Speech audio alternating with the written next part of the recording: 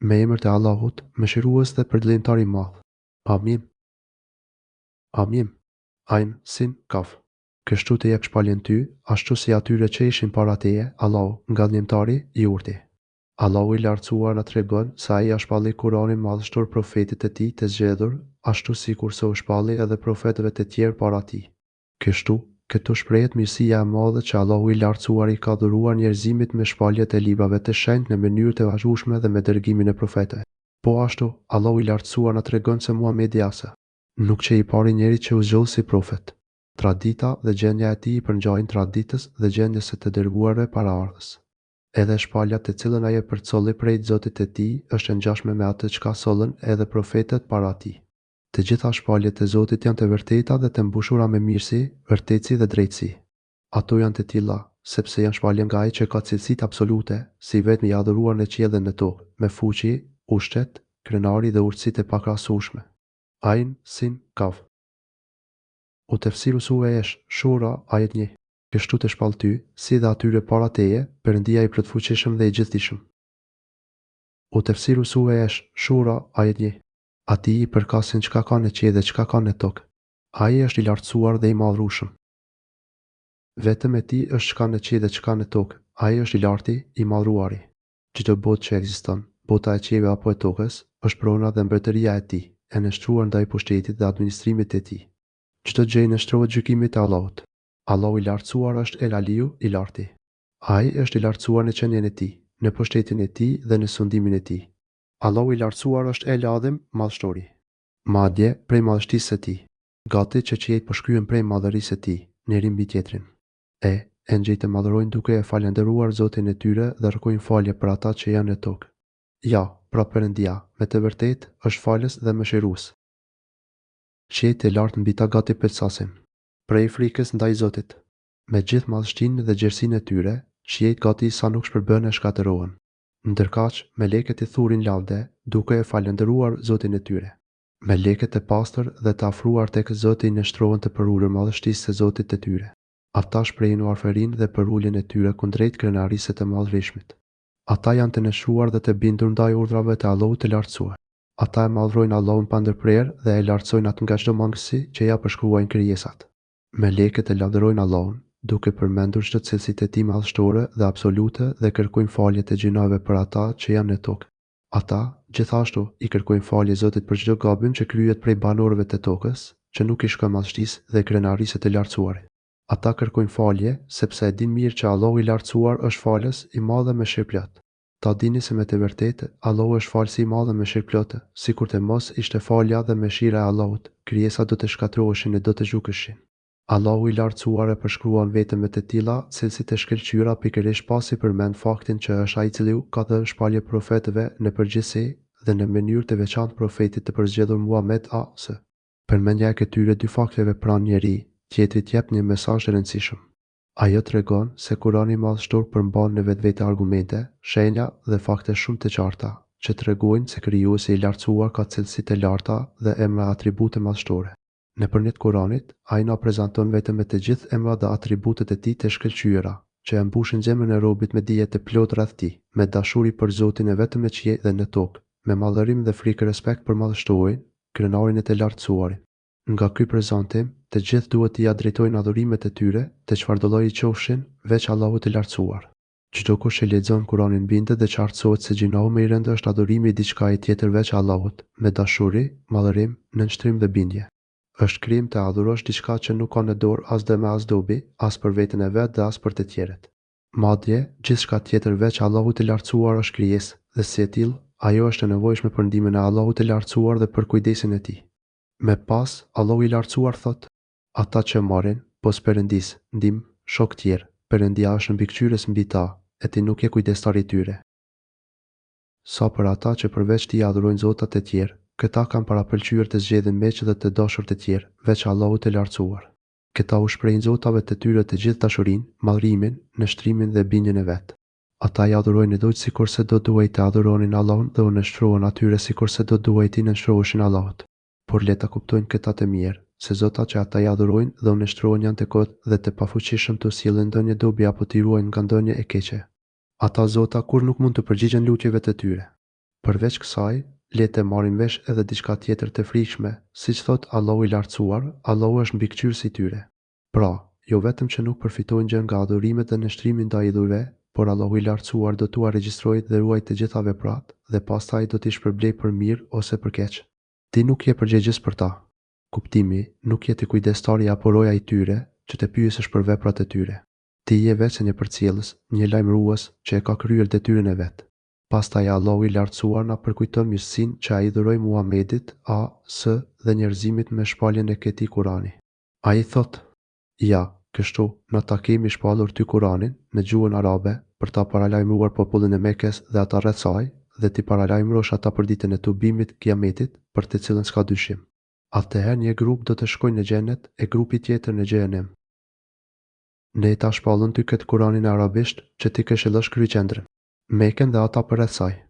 Allahu i lartësuar na kujton mirësinë e tij të madhe me shpalljen e Kuranit në arabisht me tekst dhe kuptime të qarta. Ai e shpalli këtë libër për të paralajmëruar dhe këshilluar kryqendrën, pra Mekën. Madje, jo vetëm Mekën, por edhe vendet që janë rreth saj, pra të gjitha viset arabe, që me pas të përhapin e të gjithë botë.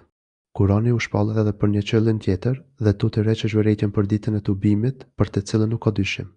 Ai u shpall për të paralajmëruar njerëzimin rreth ditës së tubimit. Atë ditë, Allahu i lartësuar do të grumbullojë para tij të parët dhe të fundit për të dhënë llogari. Ai e zbriti Kuranin që të sigurojë njerëzit se ajo është një ditë për të cilën nuk ka asnjë dyshim. Atë ditë krijesat do të ndahen në dy grupe. Një grup do të jetë për në xhenet dhe një grup për në zjarr. Njëri grup do të jetë për në xhenet. Këta janë ata që e besojnë Allahun e lartësuar dhe, pa dyshim, të gjithë të dërguarit e tij. Ndërsa grupi tjetër do të jetë në zjarr. Këtu hyn të gjithë ata që mohojnë Zotin e gjithësisë dhe të dërguarit e tij. Sikur të doj Perëndia, do t'i kishte bërë të dy grupet e një besimi, por ai këtë doj e shpjen e mëshirën e vet, kurse mohuesit nuk kanë as mbrojtës as ndihmës. Po të dëshironte, Allahu do t'i bënte ata një bashkësi të vetme, por ai fut në mëshirën e vet atë që do. Allahu i lartësuar është i plotfuqishëm për gjithçka. Po të donte, ai mund t'i bënte të gjithë njerëzit të udhëzuar në rrugën e drejtë. Por Allahu krenar dhe i urtë dëshiron që në mëshirën e tij të fusë ata që ai dëshiron, duke i përzgjedhur dhe dalluar. Ndërsa të padrejtet, domethënë, ata që shkelin kufijtë e Zotit, ata të cilët nuk falenderojnë për mirësitë që u jepen dhe nuk bëjnë mirë, ata do të jenë të privuar nga mëshira e Zotit të gjithësisë. Për këta, Allahu i lartësuar thot: për jo besimtarët nuk ka as miq dhe as ndihmëtar.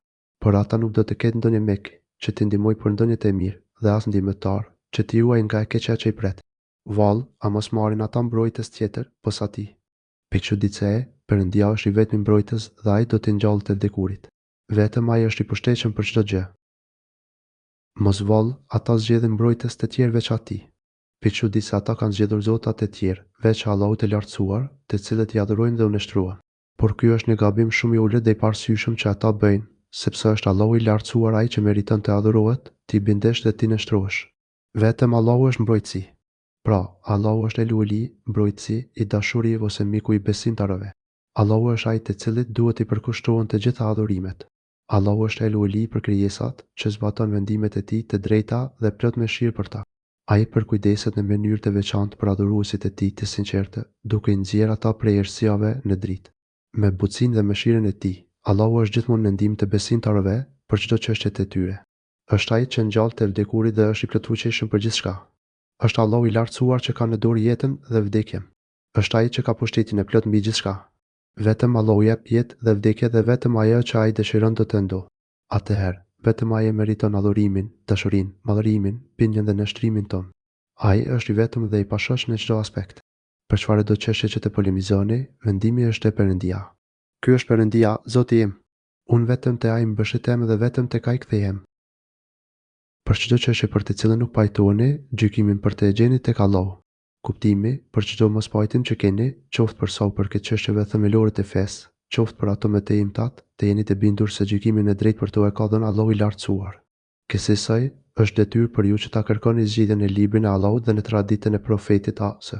Çdo udhëzim që përputhet me linjën e Kuranit dhe të Sunetit është udhëzim i drejtë, ndërsa çdo udhëzim që bën ndesh me mësimet e Kuranit dhe Sunetit është devijim dhe humbje e sigurt. Ai është Allahu, Zoti im. Ashtu sikurse e pranojmë që Allahu i lartësuar është Zoti, krijuesi, furnizuesi dhe administruesi, po ashtu duhet të kujtojmë dhe të pranojmë se ai është i vetmi që sundon dhe gjykon mes krijesave të tij. në të gjitha aspektet e jetës së tyre. Nga ky ajet kuptohet se mendimi unanim i umetit islam është një argument i pakontestueshëm dhe i sigurt për çdo çështje, sepse Allahu i lartësuar na ka urdhëruar që t'i kthehemi librit e tij dhe mësimeve të profetit e tij veç në rastet e kundërshtimeve mes nesh. Ndërsa kur i gjithë umeti është unanim në një qëndrim, kjo mjafton për të treguar saktësinë e atij qëndrimi. Umeti islam është i ruajtur në atë mënyrë që nuk mund të jetë unanim në një mendje të gabuar dhe jo të drejtë. Por duhet kuptuar se, sigurisht, edhe unanimiteti rreth një çështjeje duhet të jetë i bazuar në librin e Zotit dhe në traditën e profetit ose. Vetëm tek ai mbështetem dhe vetëm atij i drejtohem. Kuptimi, vetëm tek Allahu i lartësuar kërkoj mbështetje me zemrën time për të arritur çdo të mirë dhe për të ruajtur nga çdo e keqe, duke pasur siguri të plotë se ai do të më përgjigjet lutjeve të mia. Vetëm atij i drejtohem me zemrën dhe me trupin tim.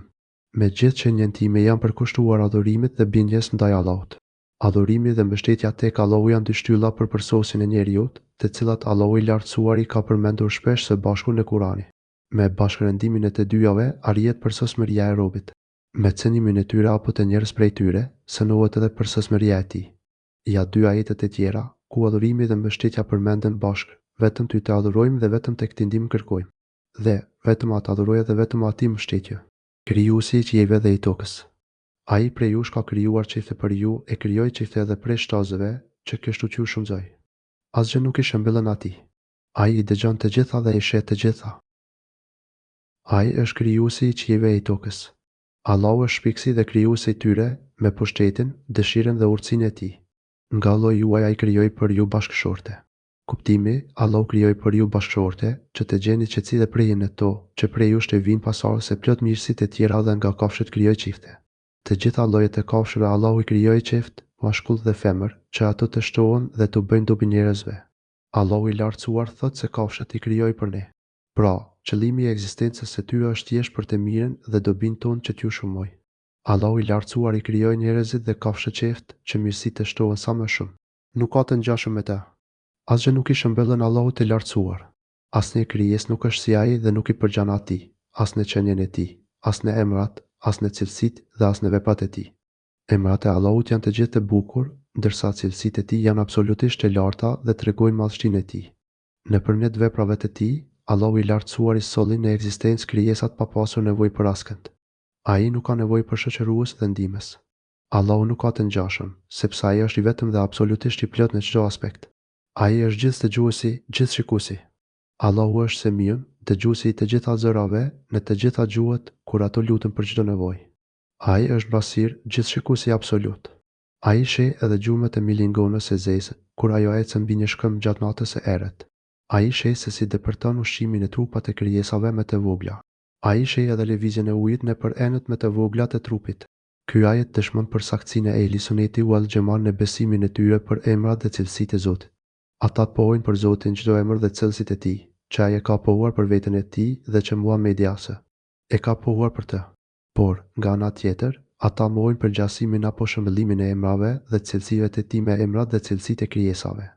Ata i besojnë emrat dhe cilësitë e tij, por besojnë se asnjë krijesë nuk i përngjet apo i shëmbëllen Allahut në emrat dhe cilësitë e tij. Teka janë çelësat e thejsarëve të qiejve dhe të tokës. Ai i jep furnizjen të gjerë kujt të doj, por edhe ja mungon kujt të doj. Ai, në të vërtetë, është i gjithëdijshëm për çdo gjë. Të tij janë çelësat e qiejve e të tokës. Në dorën e Allahut është pushteti, mbretërimi dhe sundimi i qiejve dhe tokës. Në dorën e tij janë çelësat e mëshirës dhe të rizkut. Është ai që dhuron mirësitë të dukshme dhe ato të fshehtat. Të gjitha krijesat janë të varfëra dhe kanë nevojë për Allahun e lartësuar, që ai të mundsoj dhe dhuroj arritjen e çdo të mire, si dhe të shpëtoj dhe mbroj prej çdo dëmi e çdo të keqeje. Ata janë të gjithë të varfër dhe të nevojshëm për të madhruarin në çdo çast dhe gjendje të jetës së tyre. Asnjë krijesë nuk ka qoftë edhe gjë më të vogël nën pushtetin e vet. Sundimi i qiejve dhe i tokës i takon të gjithfuqishmit, të gjithmëshirshmit. Allahu i lartësuar është dhënësi dhe privuesi, ai sjell dobinë dhe dëmin. Çdo mirësi mes krijesave është dhuratë e tij. Gjithashtu, askush nuk mund ta largojë të keqen prej tyre veç tij. Në një ajet të Kuranit, i lartësuar i thotë, atë që Allahu u adhuron njerëzve nga mëshira e tij, askush nuk mund ta pengojë atë mirësi që ai e ndal, askush përveç tij nuk mund ta jap, ai është ngallëmtari i gjithë dituri. Fatir 2. Pastaj i lartësuar i thotë, ai jashton riskun atij që ai do dhe po ai jap akson. Allahu i lartësuar i aliron dhe shton riskun kujt të dëshiroj me urtësinë e tij dhe furnizon me larmi mirësish. Por, me urtësinë e tij, Allahu i angushton dhe pakson riskun atij që ai dëshiron. Allahu i lartësuar i angushton dikujt riskun, aq sa të plotësoj vetëm nevojat e tij etike, jo më shumë se kaq. Por dihet mirë se të gjitha këto përcaktime ndodhin në bazët e dijes dhe urtësisë së tij absolute. Për këtë arsye, i lartësuari dhe i urti thot me pas, ai është i gjithditur për gjithçka. Allahu është i gjithditur për gjendjen e krijesave. Ai përcakton atë që duhet për cilin do, në bazë të urtësisë dhe kaderit të tij të drejtë. Ai u ka udhëruar në besim, ashtu siç e ka udhëruar Nuhun dhe atë që ta shpallën ty, dhe me atë që e udhëruam Ibrahimin, Usajn dhe Isajn, predikoni fenë e drejtë dhe mos u përçani në të. Për idhujtarët është shumë e rëndë ajo për çka po i thërë ti. Perëndia e zgjedh për vetë kënd të dojë ai dhe udhëzon në rrugën e tij atë që i drejtohet me lutje. Ai ka caktuar për ju si fe. Feja është mirësia më e madhe që Allahu ka falur adhuruesve të tij. Ai ka caktuar për ta fenë e përkryer, të mrekullueshme, me të pastrën dhe me të ndriturën. Kjo është feja islame, të cilën ai u ka falur me të zgjedhurve dhe me të mirëve ndër adhuruesit e tij. Madje, Allahu na tregon se kjo fe e ndritur ka qenë po ajo që ai u adhuroi edhe me të zgjedhurë ndër me të zgjedhurit, që ishin 5 profetët e tij, emrat e të cilëve përmenden në këtë ajet. Atë me të cilën udhëroi Nuhun, atë që ta shpalli ty, si dhe atë me të cilën e patëm udhëruar Ibrahimin, Usajn dhe Isajn. Islami është feja e krijesave me të zgjedhura dhe me të larta. Pa dyshim, për këta njerëz të mrekullueshëm Allahu i lartësuar do të zgjidhte fenë më të mrekullueshme. Madje, kjo fe do të ishte ajo që do të përkryente madhështinë e tyre. Pa Islamin, askush nuk do të lartësohej dhe nuk do të rregullohej. Islami është shtëpia e lumturisë dhe baza e përsosmërisë. Islami është pikërisht feja që na mëson ky libër i shenjtë, Kurani. Ai na fton që ta njësojmë Allahun e lartësuar, të punojmë sipas porosive të tij dhe të pajisemi me moralen që ai na mëson. Porosia ishte në nshtroheni në fenë e drejtë. Allahu i lartësuar urdhëron që të zbatohen të gjitha ligjet dhe dispozitat e fesë, themelore apo jo qofshin ato.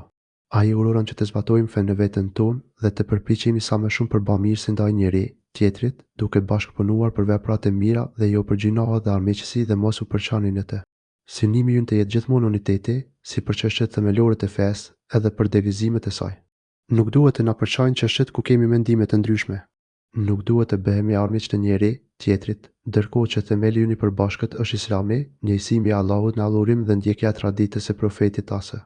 Disa nga adhurimet apo ritet fetare që na ftojnë në bashkim janë haxhi, bajramet, namazet me xhemat, xhihadiet, të cilat nuk janë të plota nëse besimtarët nuk grumbullohen bashkë për t'i kryer ato. Për idhujtarët është e rëndë ajo në të cilën ju i ftoni.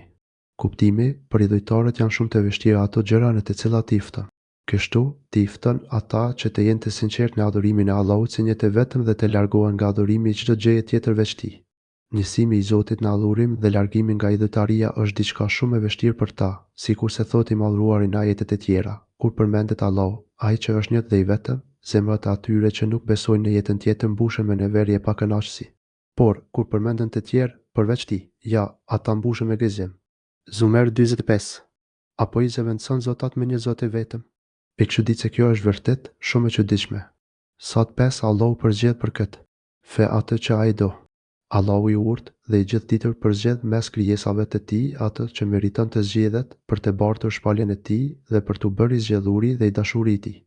Nga kjo kuptohet se është pikërisht Allahu i urtë dhe i gjithditur ai që e përzgjodhi dhe e dalloi këtë umët mbi të gjithë umetet e tjera dhe përcaktoi për ta fenë më të mirë dhe më të plotë dhe uzon në të atë që i kthehet atij. Fjala është për kthimin tek Allahu i lartësuar me pendesë dhe me sinqeritetin për t'u bindur atij. Është pikërisht kjo që kërkohet prej robit nëse dëshiron të udhëzohet. Nëse robi pendohet sinqerisht tek Allahu, ai do të mund ta gjejë udhëzimin e plotë që është dhuratë prej Allahut të lartësuar. Nëse robi kthehet tek Zoti i tij, duke u penduar sinqerisht për gabimet e tij dhe me angazhimin për të bërë çdo gjë që e kënaq Allahun, atëherë ka bërë kthim të vërtetë tek Zoti i tij. Sinqeriteti i robit në qëllimin e tij për të arritur udhëzimin e vërtetë të Zotit dhe përpjekjet e mjaftueshme për arritjen e tij, janë nga shkaqet më të mrekullueshme që lehtësojnë dhe e bëjnë të mundur arritjen e udhëzimit. Për hir të përpjekjeve të sinqerta të robit, Allahu i lartësuar i dhuron atij udhëzimin e plotë, të cilën nuk mund t'i jap askush tjetër veç Allahut. Në një ajet tjetër, i lartësuar i thotë, Allahu udhëzon nëpërmjet tij në rrugët e shpëtimit ata që kërkojnë kënaqësinë e tij dhe nxjerr ata prej errësirave në dritë me lejen e tij. Ai ju udhëzon ata në një rrugë të drejtë. Maide 16. Pra, jo çdo kush që lexon Kur'anin mund të gjejë rrugën e drejtë dhe udhëzimin e plot. Udhëzimin e vërtetë e gjejnë vetëm ata që Zoti u adhuron atë pas përpjekjeve të tyre të sinqerta për t'u penduar dhe për t'u bindur të gjithë diturit e të urtë. Në këtë ajet, Allahu i lartësuar thotë dhe udhëzon e të atë që i kthehet atij. Ndërsa në një ajet tjetër, i lartësuari urdhëron e thotë, ndiqe rrugën e atyre që janë kthyer tek unë. Duke qenë se sahabët e Allahu qoftë i kënaqur me ta, ishin njerëz që bën kthimin me të plot dhe me të sinqert tek Allahu. Këto ajete na japin të kuptojmë se qëndrimet dhe gjykimet e sahabëve janë baza mbi të cilat mund të ngresh gjykime fetare, sidomos kur flitet për 4 kalife të drejtë, për pasimin e të cilëve na ka urdhëruar edhe profeti as shprehimi kur ka thënë, ndiqni udhëzimin tim dhe të kalifeve të drejtë pas meje.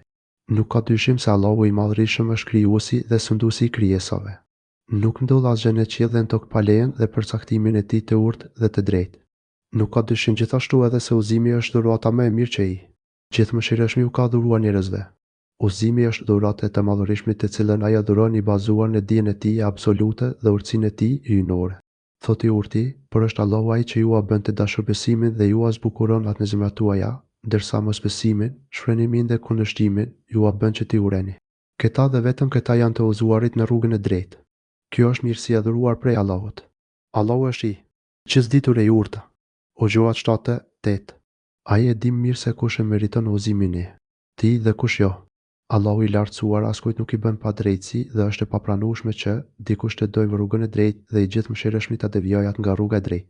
Por i madhërismi është i drejtë dhe nuk është e pranueshme që ai të gjykojë një lloj si mirënjohësit të bindur ndaj tij ashtu edhe për buzësit të mirësie që shkeljen dhe shpërfillin kufit e tij. Thot i lartësuari, mos vallë, do t'i trajtojmë një lloj ata që besojnë dhe bëjnë veprat e mira me ata që bëjnë shkatërime në tokë. Apo mos vallë do t'i konsiderojmë një lloj si të devotshmit dhe ata që janë gjinaqar. Salm 28. Dhe thot, është e sigurt se për të devotshmit do të ketë kopshtet e begashme të Zotit i tyre. A do t'i konsiderojmë këtë shpërësit një lloj si muslimanët? Pe çudit se ç'është me ju? Si gjykoni ashtu? Pe çudit se a mos keni ndonjë libër, nga i cili mësoni se ju do të keni atë çka të dëshironi? Pe çudit se a mos keni ndonjë Zotin të madh prej nesh, që vazhdon deri në Kiamet, se do të arrini atë që gjykoni dhe xheroni. Pe çudit se kalon 34, 39. Allahu i lartësuar me urtësinë dhe drejtësinë e tij absolute na ka njoftuar se pengesë për udhëzimin e plot janë disa gjëra. Për ne është detyrë që të ruhemi prej tyre që të mos bëhemi shkak të pengesë që ai të na dhurojë udhëzimin e tij të plot. Prej këtyre shkaqeve ndër më të rëndësishme janë unë i padrejtësia me të gjitha llojet e saj, fisku shfrenimi dhe shkelja e kufive të Zotit, shpërfilja e ftesës Allahut dhe porosiret e tij. Për këto i madhruari thot, Allahu nuk e udhëzon udhën e drejtë një popull të padrejtë dhullmi. Thot gjithashtu, Allahu nuk e udhëzon udhën e drejtë një popull të shfrenuar që shkel kufit e Zotit. Dhe thot i lartësuari, por kur ata devijuan, edhe Allahu ua devijoi zemrat. Allahu nuk e udhëzon në rrugë të drejtë një popull që kalon kufit. Saf 5. Allahu i lartësuar ka përcaktuar si udhëzues Kur'anin famuljar dhe na ka njoftuar se vetëm ai që e mori udhëzimin dhe dritën prej tij është i udhëzuar në rrugën e drejtë. Ai e ka lehtësuar këtë Kur'ani për të marrë mësim, por jo të gjithë përfitojnë prej udhëzimit të tij. Kështu pra udhëzimi i Allahu të lartësuar për krijesat është dyllojësh, udhëzimi i përgjithshëm dhe udhëzimi i posaçëm. Për sa i përket udhëzimit të përgjithshëm, qartësimin dhe sharimin e të vërtetës, Allahu i lartësuar atë ua ka ofruar të gjithëve, ndërsa udhëzimin e posaçëm nuk i adhuron veç atyre të cilët i përzgjodhi mes krijesave të tij, i përzgjodhi me dijen e tij absolute dhe urtësinë e tij hyjnore. Për të fituar udhëzimin e plot apo të posaçëm, Allahu i lartësuar na ka mësuar se si të lutemi dhe këtë lutje e ka bërë të detyrueshme në çdo namaz. Ajo është lutja në zemër të surës Fatiha. Në varësi të qetësisë, sinqeritetit dhe përkushtimit të robit në këtë lutje do të jetë edhe suksesit që Zoti do t'i jap atij dhe Zoti i madhërisëm është shumë më bujar se lutjet tona. Kjo pra është pjesa e robit, lutja e sinqertë për të fituar udhëzimin e posaçëm ashtu sikur se të mësoj krijuesi të lutesh. Allahu i lartësuar thot në një hadith kutsi, o robërit e mi, të gjithë ju jeni të humbur përveç atyre që unë i kam udhëzuar. Kërkojeni udhëzimin prej meje që t'ju udhëzoj. E pra, Allahu i lartësuar të gjithëve u ka dhënë mundësinë dhe aftësinë që të luten dhe të kërkojnë prej tij. Por dikush kërkon të mirën dhe udhëzimin dikush tjetër kërkon këtë dynja dhe plotësimin e dëshirave të tij në të. Allahu askujt nuk i bën padrejtësi, por janë krijesa që me ignorancën dhe nxitimin e tyre kërkojnë padrejtësi. Le të sjelli këtu një fjalë të Sheikhul Islam Ibn Taymija rreth rëndësisë së kësaj lutjeje dhe nevojës së robit për të. Sheikhul Islam thot, ajo dua që është bërë e detyrueshme gjithmonë në çdo namaz, madje në çdo rekat namazi, fars apo nafile qoftë ai, është pikërisht duaja brenda Fatihas, në Kuranit. Allahu i lartësuar na mëson që të lutemi dhe të themi na udhëzo në rrugën e drejtë, në rrugën e atyre të cilët ti begatove, jo në rrugën e atyre që merituan zemërimin dhe as në rrugën e të humburve.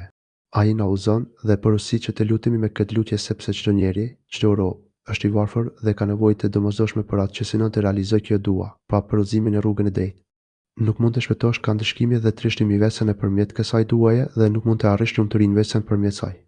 Ai të cilët i shpëtoi kryllëzim do të jetë ose nga ata që merituan zemërimin e Zotit, ose nga ata që humbën në rrugën dhe devijuan larg të vërtetës. Ky udhëzim nuk mund të ekzistojë veç nëse mundson dhe adhuron Allahu i urtë dhe i gjithditur. Thot i lartësuari duke e vërtetuar këtë fakt, atë që udhëzon Allahu, ai është i udhëzuar dhe atë që ai e lën në humbje, ti nuk do të gjesh për të asnjë mbështetës që do ta çonte në rrugën e drejtë. Kehf 17. Në këtë ajet ka argumente qartë që hedh poshtë mëdhëbin e kaderi, jeve të cilët pretendojnë se robi nuk ka nevojë për këtë udhëzim që e jep vetëm Zoti. Ata pretendojnë se robi mund të udhëzojë vetveten pa pasur nevojë për udhëzimin e Allahut të lartësuar. Pra robi sipas tyre është i plotposhtetshëm për të arritur edhe bindjen ndaj Zotit edhe për mos i u bindur atij dhe për këtë nuk ka asnjë nevojë që Zoti ta udhëzojë. Sipas tyre të gjithë janë një lloj për sa i përket udhëzimit që marrin prej Zotit dhe ai nuk i ka dalluar besimtarët me ndonjë udhëzim posaçëm vetëm për të. Por këtë me kemi shqetësuar në tjetër vend. Këtu kemi si qëllim të vërtetojmë faktin se çdo rob është gjithmonë i varfër dhe nevojtar që t'i ofrohet dhe mundsohet ky lloj udhëzimi. Disa thonë, besimtarët që Zoti i udhëzoi të besojnë nuk kanë më nevojë që të kërkojnë udhëzimin prej tij.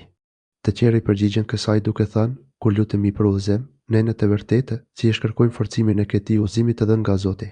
Por si vërejtja dhe përgjigja nuk janë të drejta dhe të plota.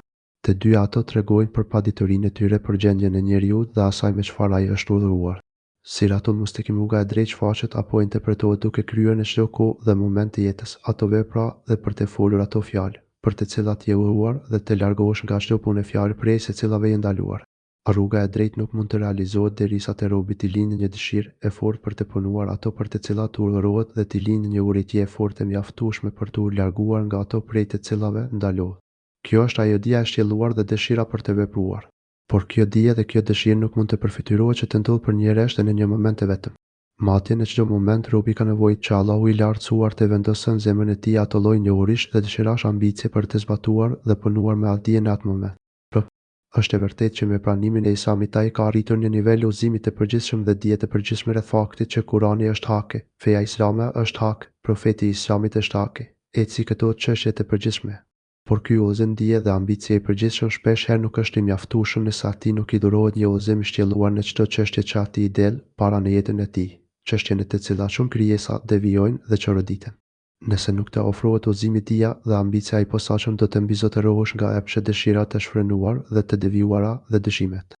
Sepse dëshimet dhe epshet dëshirat e shfrenuara e mbizotërojnë zemrën e robit dhe kjo është natyra e tij gabimtare. Njeriu krijua dha lumën gjëulaj pa drejtë dhe i pa ditur. Pra ai është i orientuar dhe i prirur që të jetë i pa ditur dhe të anoj drejt plotësimit me çdo kusht të qijave qoftë edhe sikur të jenë të orientuara drejt se keqes sheri.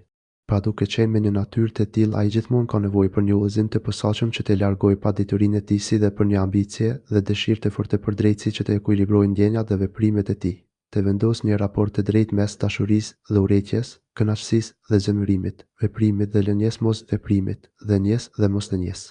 Madje ai ka nevojë për një rregullator që ta ekuilibrojë atë në gjithçka që duhet të flasë dhe veprojë në këtë jetë dhe ta shpëtojë nga tendenca shumë e fuqishme e tij drejt dhunmi pa drejtësisë. Nëse Allahu i urtë dhe i gjithditur nuk e pajis atë me dije dhe drejtësi të posaçme dhe të detajuar në çdo moment të jetës së tij, ai pakhyeshmërisht do të anojë drejt natyrës së tij të padrejtë dhe të paditur dhe kjo do ta largojë nga Siratul Mustaqim rruga e drejtë. Mejmuatu Fetova Wad 22. Rruga e drejtë është pasimi i Kuranit e Sunetit sipas metodologjisë së sahabëve dhe brezave të parë të ummetit islam. Ata u përçan prej egoizmit në mes tyre, mu atëherë kur u erdhi dienia. Dhe, sikur të mos ishte fjala e Zotit tënd, e thënë me parë përshtyerjen e dënimit deri në afatin e caktuar, atyre do të gjykojë më njëherë. Ata të cilëve ju la librin e trashëgim, dyshojnë thellë në të libër. Ata u përçan mes njëri, tjetrit vetëm pasi u erdhi e vërteta, për shkak të zilisë mes tyre. Pasi uroi muslimanët që të unifikojnë rradhët e tyre dhe të mos përçahen në fe, Allahu i lartësuar i porosit ata që të mos vetëkënaqen e të mjaftohet thjesht në faktin që Allahu i lartësuar u shpalli atyre një libër që shtjellon gjithçka dhe që është garanci për ruajtjen nga humbja. Arsyeja është se edhe ndjekësit e librave të mëparshëm hyjnor fillimisht e kishin librin e Zotit të plot në duart e tyre, i cili u jepte porosi dhe u siguronte bashkimin nëse do të besojë dhe zbatuaj ashtu si duhej. Por ata, përkundrazi, u përçan mes njëri tjetrit për shkak të zilisë dhe urrëqjes që mbanin në zemrat e tyre. Ata u shyen urrëqjen dhe smirën kundër njëri tjetrit, prandaj mes tyre lindi armiqësia dhe kundërshtimi rreth të vërtetës. Kështu ata i përçanë rradhët e tyre. Prandaj, jini të kujdesshëm, o musliman, që të mos gaboni, sikur se gabuan ata. Sikur të mos ishte vendimi i hershëm i Zotit tënd për t'i lënë deri në një afat të caktuar, çështja e tyre do të kishte përfunduar. Nëse nuk do të ishte vendimi të gjithë poshteshmit për ta lënë në një afat në shkimin final, çështja e tyre do të kishte përfunduar. Por Allahu i lartësuar, me mëshirën dhe urtësinë e tij, ka vendosur që t'i lërë ata deri në afatin e caktuar. Nuk ka dyshim se ata që e kanë trashëguar deri tani librin, kanë dyshime të thella për të. Edhe dietarët që e trashëguan librin hyjnor nga të parët e tyre janë në mospajtime dhe paqartësi të shumta, gjë kjo që sjell edhe përçarjen mes tyre. Nuk ka se si të ndodhë ndryshe. Kjo e ka zanafillën tek të parët e tyre, të cilët u përçan për shkak të urrëqjes dhe smirës që kishin në zemra. Në disa ajetet e tjera, i Madhruari tregon, për shkak se ata e thyen Zotimin e dhënë, ne i mallkuam ata dhe zemrat e tyre i bëm të ashpra. Ata i ndryshuan fjalët në libër nga domethënia e tyre dhe e braktisën një pjesë të madhe të asaj shpaljes me të cilën u këshilluan. Ti vazhdimisht do të vëresh ratinë një pjesë të tyre, përveç një pakicë nga ata. Fali ata dhe me butësi tolero. Allahu i do ata që bëjnë mirë. Ne e morëm Zotimin edhe nga ata që thanë ne jemi Nesara pasues të Isait. Por edhe ata e haruan një pjesë të asaj shpaljes me të cilën u urruan. Prandaj, ne kemi hedhur ndërmjet tyre armiqsinë dhe urrëtitjen midis njëri tjetrit deri në ditën e Kiametit. Allahu do t'ua shpalos se çfarë kanë bërë. Maide 13:14. Kështu, dyshimi dhe pasiguria në rrugën që ndjekin është cilësi që ata e trashëgojnë, dhe kjo, padyshim, do të bëjë që zemrat e tyre të jenë gjithmonë të përçara keqas. Andaj, ti thiri dhe bëu këmbëngulës, ashtu siç je udhëruar, e mos i ndjek kepshet e tyre, dhe thuaj, unë besoj çdo libër që e ka shpallë Perëndia, dhe më është udhëruar që të gjykoj drejt në mes jush, Perëndia është Zoti ynë dhe Zoti juaj. Veprat tona janë për ne e veprat tuaja janë për ju. Në mes nesh dhe jush nuk ka kurfar mosmarrëveshje. Perëndia do të na tubojë të gjithëve dhe tek ai do të kthehemi të gjithë. Pikërisht për këtë ftohtë të tjerët, pikërisht për këtë fe të drejtë, për të cilën Zoti shpalli librat qellor dhe dërgoi profetët, pikërisht për këtë nxitë popullin tënd që ta besojë dhe pasojë, që ta praktikojnë në jetën e tyre dhe të ftojnë gjithë botën në përqafimin e saj. Pikërisht për këtë fe dhe besin të drejtë, që sjell mbarsinë, paqen dhe bashkimin, lufto këtë që qëndron si pengesë para saj apo që kërkon ta shkatërrojë. Përqendro në rrugën e drejtë, ashtu si të është urdhëruar. Ky është një urdhër që i drejtohet profetit ta.s. Për istikame, pra, për qëndrueshmëri dhe vazhdimsi në rrugën e Allahut, ashtu sikur sa ai ka urdhëruar. Kuptimi i ajetit është: je i qëndrueshëm në zbatimin e porosive të Zotit, ashtu sikur sa ai të ka urdhëruar, pa e tepruar, por edhe pa neglizhuar dhe pa bërë lëshime.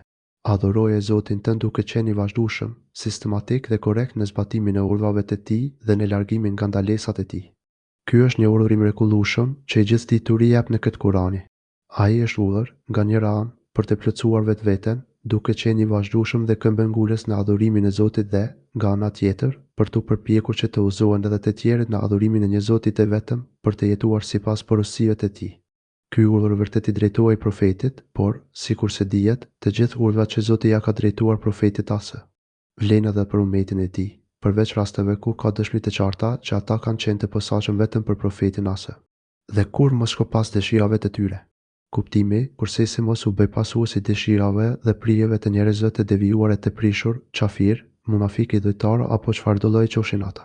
Pasimi i tyre mund të bëhet me forma nga më të ndryshmet. Pasues i dëshirave të tyre mund të bëhesh duke ndjekur fen atyre apo një pjesë të saj, duke lënë thirrjen në rrugën e Allahut dhe në fen e tij të drejtë, ose duke neglizhuar në zbatimin e urdhave dhe kryerjen e ndalesave. Nëse i ndjek kapat e tyre, do të bëhesh si të padrejtët. Vërej me kujdes. Allahu i lartësuar thot, mos shko pas dëshirave të tyre, dhe jo, mos pas fen e tyre. Sepse origjina e fesë e tyre është pikërisht feja që Zoti e solli nëpërmjet profetëve, por ata e kanë shtrembëruar dhe nuk e kanë zbatuar atë si duhej. Ata ndjekin dëshirat e tyre dhe e konsiderojnë fen si lojë dhe si gjë të parëndësishme. Thuaju, unë u besoj librave që ka shpallur Allahu. Kjo është një porosi e vyrë rreth mënyrës së polemizimit me ta. Polemika me ta duhet të jetë bazuar në një themel të rëndësishëm, që është besimi në të gjitha shpalljet e Allahut të lartësuar.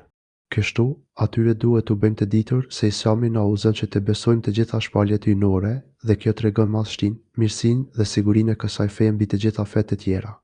Madje, feja që ata pretendojnë se pasojnë nuk është gjë tjetër, përveç një pjesë e Islamit. Feja islame është feja e Zotit, e plotësuar dhe e ruajtur nga çdo devijim. Nesestarët e librit kërkojnë që të polemizojnë me muslimanët mbi bazën e besimit të disa librave hyjnor dhe mohimit të disa të tjerëve në rastin konkret të Kuranit. Kjo është jo e drejtë dhe e papranueshme. Besimtari i vërtet te Zoti është ai që i beson të gjitha shpalljet e Zotit dhe të gjithë profetët e tij. Në fakt, gabimi i tharëve të librit është shumë i madh, sepse edhe profetët që ata pretendojnë se pasojnë janë uruar dhe kanë uruar popujt e tyre që të besojnë profetin e fundit, Muhamedit Asa. Dhe libri madhështor që do t'i shpallej atij nga Zoti, pra Kurani familjar. Duke mohuar Muhamedit Asa, ata në të vërtetë kanë mohuar edhe profetin e tyre, që pretendojnë se pasojnë. Duke mohuar Kuranin, ata kanë mohuar edhe librat që pretendojnë se i besojnë dhe zbatojnë. Nga ana tjetër, Kurani është mundësia e tyre e vetme për të vërtetuar saktësinë e atyre librave, apo më saktë, pjesë librash që u kanë mbetur në duar. Profeti ynë na ka urdhëruar që t'i besojnë të gjithë profetët e Zotit, mes të cilëve mësojnë e Isajnë. Ai na ka urdhëruar që të besojmë edhe të Teuratin me Ungjillin, të cilët i u shpallën profetëve përkatës. Por, sidoqoftë, Kurani është e vetmja mundësi për të vërtetuar çfarë është e saktë në librat që kanë në duart e tyre dhe çfarë jo. I lartësuari thotë, o udhëtarët e librit, juve ju ka ardhur i dërguari ynë Muhamedi, që ju sqaron shumë nga ajo që ju i keni fshehur prej librit e që për shumë të tjera ai fal. Juve ju erdhin nga Allahu dritë dhe libër i qartë. Allahu udhëzon nëpërmjet tij në rrugët e shpëtimit ata që kërkojnë kënaqësinë e tij dhe nxjerr ata prej errësirave në dritë me lejen e tij. Ai ju udhëzon ata në një rrugë të drejtë. Maide 15:16 ose o udhëtarët e librit, ja ku ju verdhi i dërguari ynë, që ju qartëson të vërtetën pas ndërprerjes së të dërguarve, që të mos thoni, neve nuk na erdhi i dërguar që të na përgëzonte të na të riqe vërejtjen. Ja, pra, ku ju erdhi përgëzuesi dhe paralajmëruesi. Allahu ka pushtet për gjithçka. Maide 19. Kështu pra, muslimani është i urdhëruar që të besojë Teuratin dhe Ungjillin, që ju shpallën respektivisht Musait dhe Isait, për aq sa ato tekste janë në përputhje me Kuranin dhe jo pjesët e tyre që janë shtrembëruar dhe këtë interpretuar nga pasuesit e dëshirave personale, pa dritë udhëzim prej Zotit. Dhe jam urdhëruar që të mbaj drejtësi mes jush. Kuptimi, unë jam urdhëruar që të gjykoj me drejtësi rastet kur ju keni mospajtime. Mua nuk më pengon armiqësia juaj ndaj meje që t'ju gjykoj me drejtësi, duke miratuar atë që është e saktë dhe e drejtë dhe duke refuzuar atë që është gabim dhe e pavërtetë. Kriteri i gjykimit të drejtë është libri i Zotit tim. Allahu është Zoti ynë dhe Zoti juaj. Ne kemi përgjegjësi për veprat tona e ju për veprat tuaja. Të gjithë jemi të barabartë përpara Zotit. Askush nuk ka ekskluzivitetin për të qenë adhurues i vërtetë i tij. Ne kemi punët tona, të mira apo të keqia, për të cilat do të japim llogari, dhe ju keni punët tuaja, të mira apo të keqia, për të cilat do të jepni llogari. Dallimi qëndron në faktin se ku mbështetemi dhe ku e gjejmë udhëzimin. Pra, le të shohim mirë se nga i marrim udhëzimet për të adhuruar Zotin. Nuk ka polemika mes nesh e jush. Nëse rruga e drejtë e Zotit është qartësuar, atëherë nuk mbetet me vend për polemika, por duhet që vendin e tyre ta zërë besimi i sinqert dhe puna sipas udhëzimeve të Zotit. Pas qartësimit të së vërtetës nga kota, njerëzit ndahen në dy grupe, të sinqertët, që e besojnë dhe e pasojnë udhëzimin të drejtë, dhe pasuesit e dëshirave të veta, që nuk e duan të vërtetën dhe para të cilëve nuk ka mbetur asnjë justifikim që mund ta përdorin para Zotit të tyre. Në fakt, këtu nuk është për qëllim që të ndërpritet dialogimi me historët e librave hyjnor të mëpashëm, por të zgjedhet mirë çështjat që do të diskutohet dhe të përcaktohen rregullat të qarta në polemizimin me ta. Sigurisht, kushti i parë mbi të cilën duhet të ngrihet diskutimi duhet të jetë besimi në librat dhe profetët e Zotit me kriteret e tyre përkatëse. I lartësuari thotë, dhe mos polemizoni me historët e librit, kur i ftoni në fen tuaj, veç ashtu si është më së miri, përveç atyre që janë të padrejtë, dhe thuajuni, ne i besojmë shpalljes që na u zbrit neve dhe shpalljes që ju zbriti juve. Zoti ynë dhe Zoti juaj është një dhe ne vetëm atij jemi dorëzuar. Ankebut 46. Kjo është detyra jonë në këtë jetë. Ndërsa në jetën tjetër, Allahu do të na mbledhë të gjithëve dhe vetëm tek ai është përfundimi. Pra, ditën e gjykimit është Allahu i lartësuar dhe i gjithditur që do të gjykojë me drejtësi për veprat tona dhe për atë që besuam. Atë ditë do të dallohen të sinqertët nga gënjeshtarët, dhe secili do të shpërblehet me atë që e meriton. Ata që bëjnë polemikë me fenë e Perëndisë, pasi që janë përgjigjur asaj polemike, dokumentet e tyre janë të pamleshme te Zoti i tyre, mbi ta të bie pezmi i Perëndisë dhe për ta ka dënim të ashpër. Ky është vazhdim dhe shpjegim i ajetit të mësipërm, nuk ka polemika mes nesh e jush. Kështu, Allahu i madhruar thot, ata që kundërshtojnë fenë e Allahut, pasi është pranuar. Ndër njerëz, do me thënë, ata të cilët polemizojnë rreth Allahut dhe fesë së drejtë me argumentet e kota, të paqarta dhe të pa baza, edhe pse këtë fe e kanë pranuar dhe ndjekun njerëzit e mençur për shkak të argumenteve të qarta dhe fakteve të pamohueshme të saj, në të vërtetë tregojnë se janë refuzues dhe armiq të së vërtetës, pasi ajo është bërë e qartë sjellin argumente që janë të pavlefshme te Zoti i tyre. Argumentet e tyre janë të kota, të pavlefshme dhe të papranueshme tek Zoti i tyre, sepse ato synojnë që të mohojnë dhe të fshehin të vërtetën që Zoti dëshiron të përhapën ndër njerëz. Çdo gjë që kundërshton dhe lufton të vërtetën është e kotë dhe e gabuar. Ajo shkakton zemërimin e tepërt pushteshme dhe, me pas, ndeshkën të rëndë. Mbi ta do të bjerë zemërimi i tij dhe do të kenë një dënim të rëndë. Ata meritojnë këtë ndeshkën të rëndë, sepse i kanë kthyer shpinën udhëzimit të Zotit, që mbështetet në fakte të pakundërshtueshme. Perëndia është ai që e ka shpallur librin, të vërtetën e paluajshme dhe drejtsinë. Kush të tregon ty, ndoshta dita e Kiametit është afër. Pe çuditse.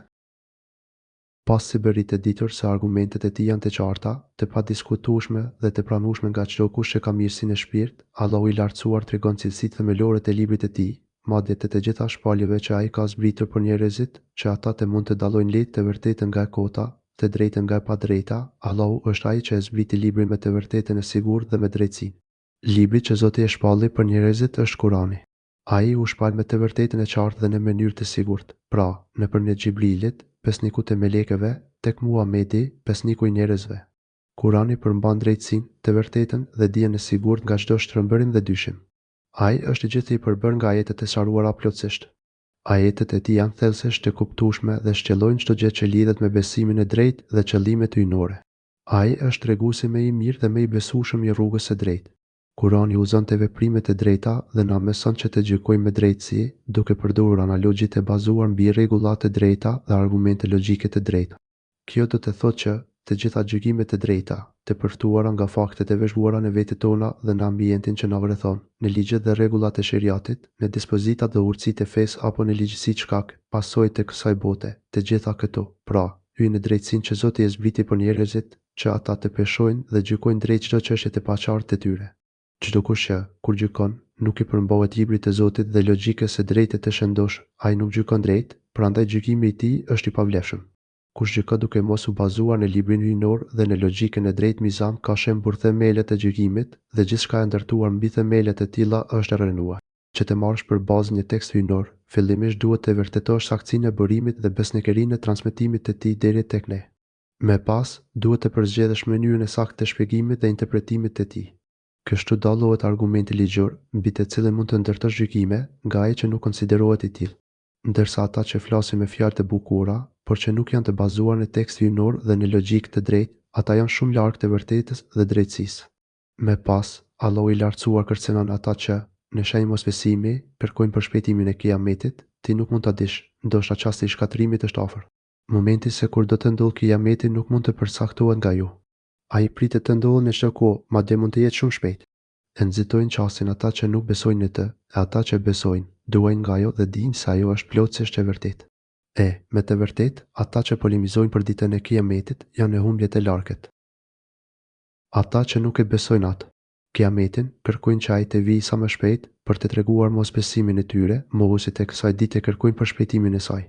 Ndërsa besimtarët, ata që janë të sigurt për vërtetësinë e saj, i druan Kiametit dhe punojnë për atë ditë, ndërsa ata që i besojnë, i druan atij qasti dhe janë të bindur se ai është i vërtetë. Ata i druan Kiametit sepse e besojnë me siguri të plotë që ai do të ndodhë. Besimtarët e dinë mirë që atë ditë çdo kush do të llogaritet dhe shpërblehet për veprat e tij. Ata druan sepse e njohin mirë Zotin e tyre, që është i drejtë dhe i gjithditur. Ai i di të gjitha veprat e tyre dhe di t'i llogarisë me drejtësi për çdo gjë që kanë bërë.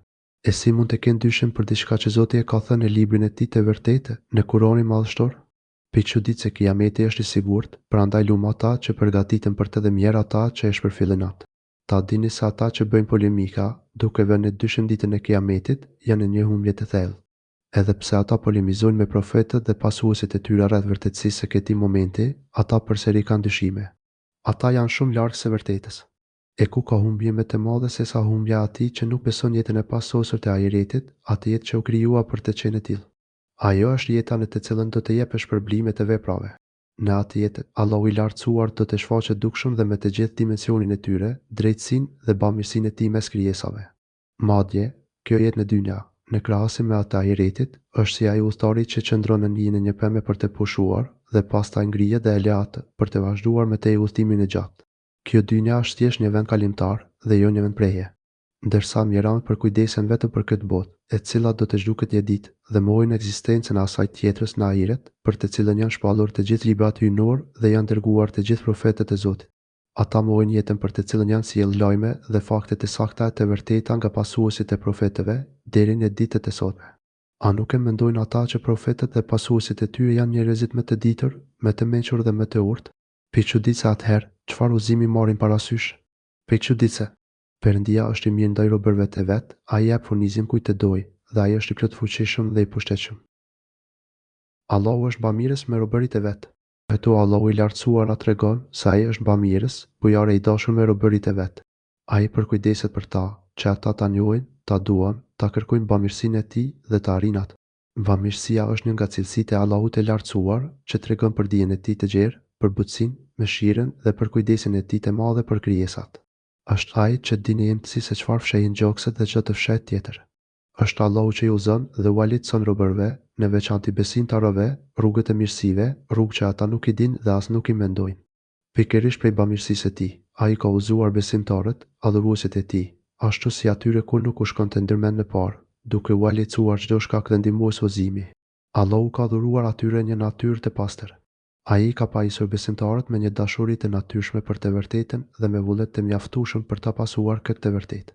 Është Allahu që i bën melekët e tij të mbështesin dhe ndihmojnë besimtarët, të nxisin ata për veprat e mira dhe për bindjen ndaj tij, të hedhin në zemrat e tyre dashuri të mjaftueshme për fen, punët e mira dhe për bindjen ndaj tij, duke u zbukuruar e lehtësuar të gjitha këto. Thotë i lartësuari në një ajet tjetër, por është Allahu ai që ju a bën të dashur besimin dhe ju a zbukuron atë në zemrat tuaja, ndërsa mosbesimin, shfrenimin dhe kundërshtimin ju a bën që t'i urreni. Këta dhe vetëm këta janë të udhëzuarit në rrugën e drejtë. Huxhurat 7. Ose ata të lavdërohen ty që u bën musliman. Thuaju me pranimin tuaj të Islamit, mos më thoni se ma dini për faleminderit mua, sepse ai që e meriton falënderimin tuaj për udhëzimin e besim është vetëm Allah, nëse jeni të sinqertë. Huxhurat 17. Prej bamirësisë së Allahut janë edhe rregullate e dispozitat e mrekullueshme, me të cilat ai ndihmon besimtarët në plotësimin dhe ruajtjen e udhëzimit që po ai u jep. Me këtë qëllim, për shembull, Allahu i lartësuar i uron besimtarët për disa adhurime kolektive, të cilat forcojnë vullnetin e tyre për të punuar, madje tek dalin natyrshëm dëshira për të garuar në veprat e mira dhe për të përfituar nga virtytet e njëri tjetrit. Prej bamirësisë së Allahut është edhe fakti që ai, me bujarinë dhe mëshirën e tij, u mundson robërve forcën, mundsinë, mjetet e kushtet e nevojshme për t'i penguar nga rruga e keqe dhe gjinohet. Kështu, Allahu i gjithditur e gjithëmshirshëm e di mirë se dynaja, pasuria dhe pushteti, për arritjen e të cilave garojnë njerëzit në përgjithësi, mund të bëhet pengesë për ndonjë adhurues, madje mund ta çojë atë në pakujdesi, poshtërsi dhe në largimin nga bindja dhe në shtrimin ndaj atij. Prandaj me urtësinë dhe butësinë e tij, Allahu ja largon ose ja pakson ato. Për këtë arsye, i lartësuari thot në vazhdim dhe begaton atë që ai do. Ai është i gjithfuqishmi nga ndihmtari. Allahu dhuron rizq robërve aq sa kërkon urtësia dhe bamirësia e tij. Është ai që zotëron begatitë e qiejve dhe të tokës, të dynjas dhe ahiretit. Nuk ka fuqi për robën dhe ndryshën të gjendjes se ti pa ndihmën e të plotfuqishmit të ngallënimtarit. Të gjithë janë të nështruar para pushtetit dhe sundimit të tij gjithëpërfshirës. Pastaj i lartësuari thot: ai që dëshiron shpërblim në jetën tjetër, na do t'i shtojmë atë shpërblimin e asaj vepre. E ai që dëshiron shpërblim në këtë jetë, atij do t'i japim diçka prej saj, por ai nuk do të ketë pjesë në jetën tjetër. Atij që dëshiron të fitojë botën tjetër, ne do t'i shtojmë shpërblimet e punëve të tij. Çdo kush që synon shpërblimin dhe mirësitë e ahiretit, duke i besuar ato dhe duke u përpjekur ashtu si duhet për arritjen e tyre, ka premtimin e pakfyeshëm se Allahu i lartësuar do t'i shtojë dhe shumë fishoj shpërblimin e punëve të tij. Në një ajet tjetër, i lartësuari thotë: ndërsa ai që ka për qëllim botën tjetër, duke qenë besimtar dhe përpiqet për të ashtu si takon asaj, përpjekjet e tij do të jenë të shpërblyeshme. Isa 19.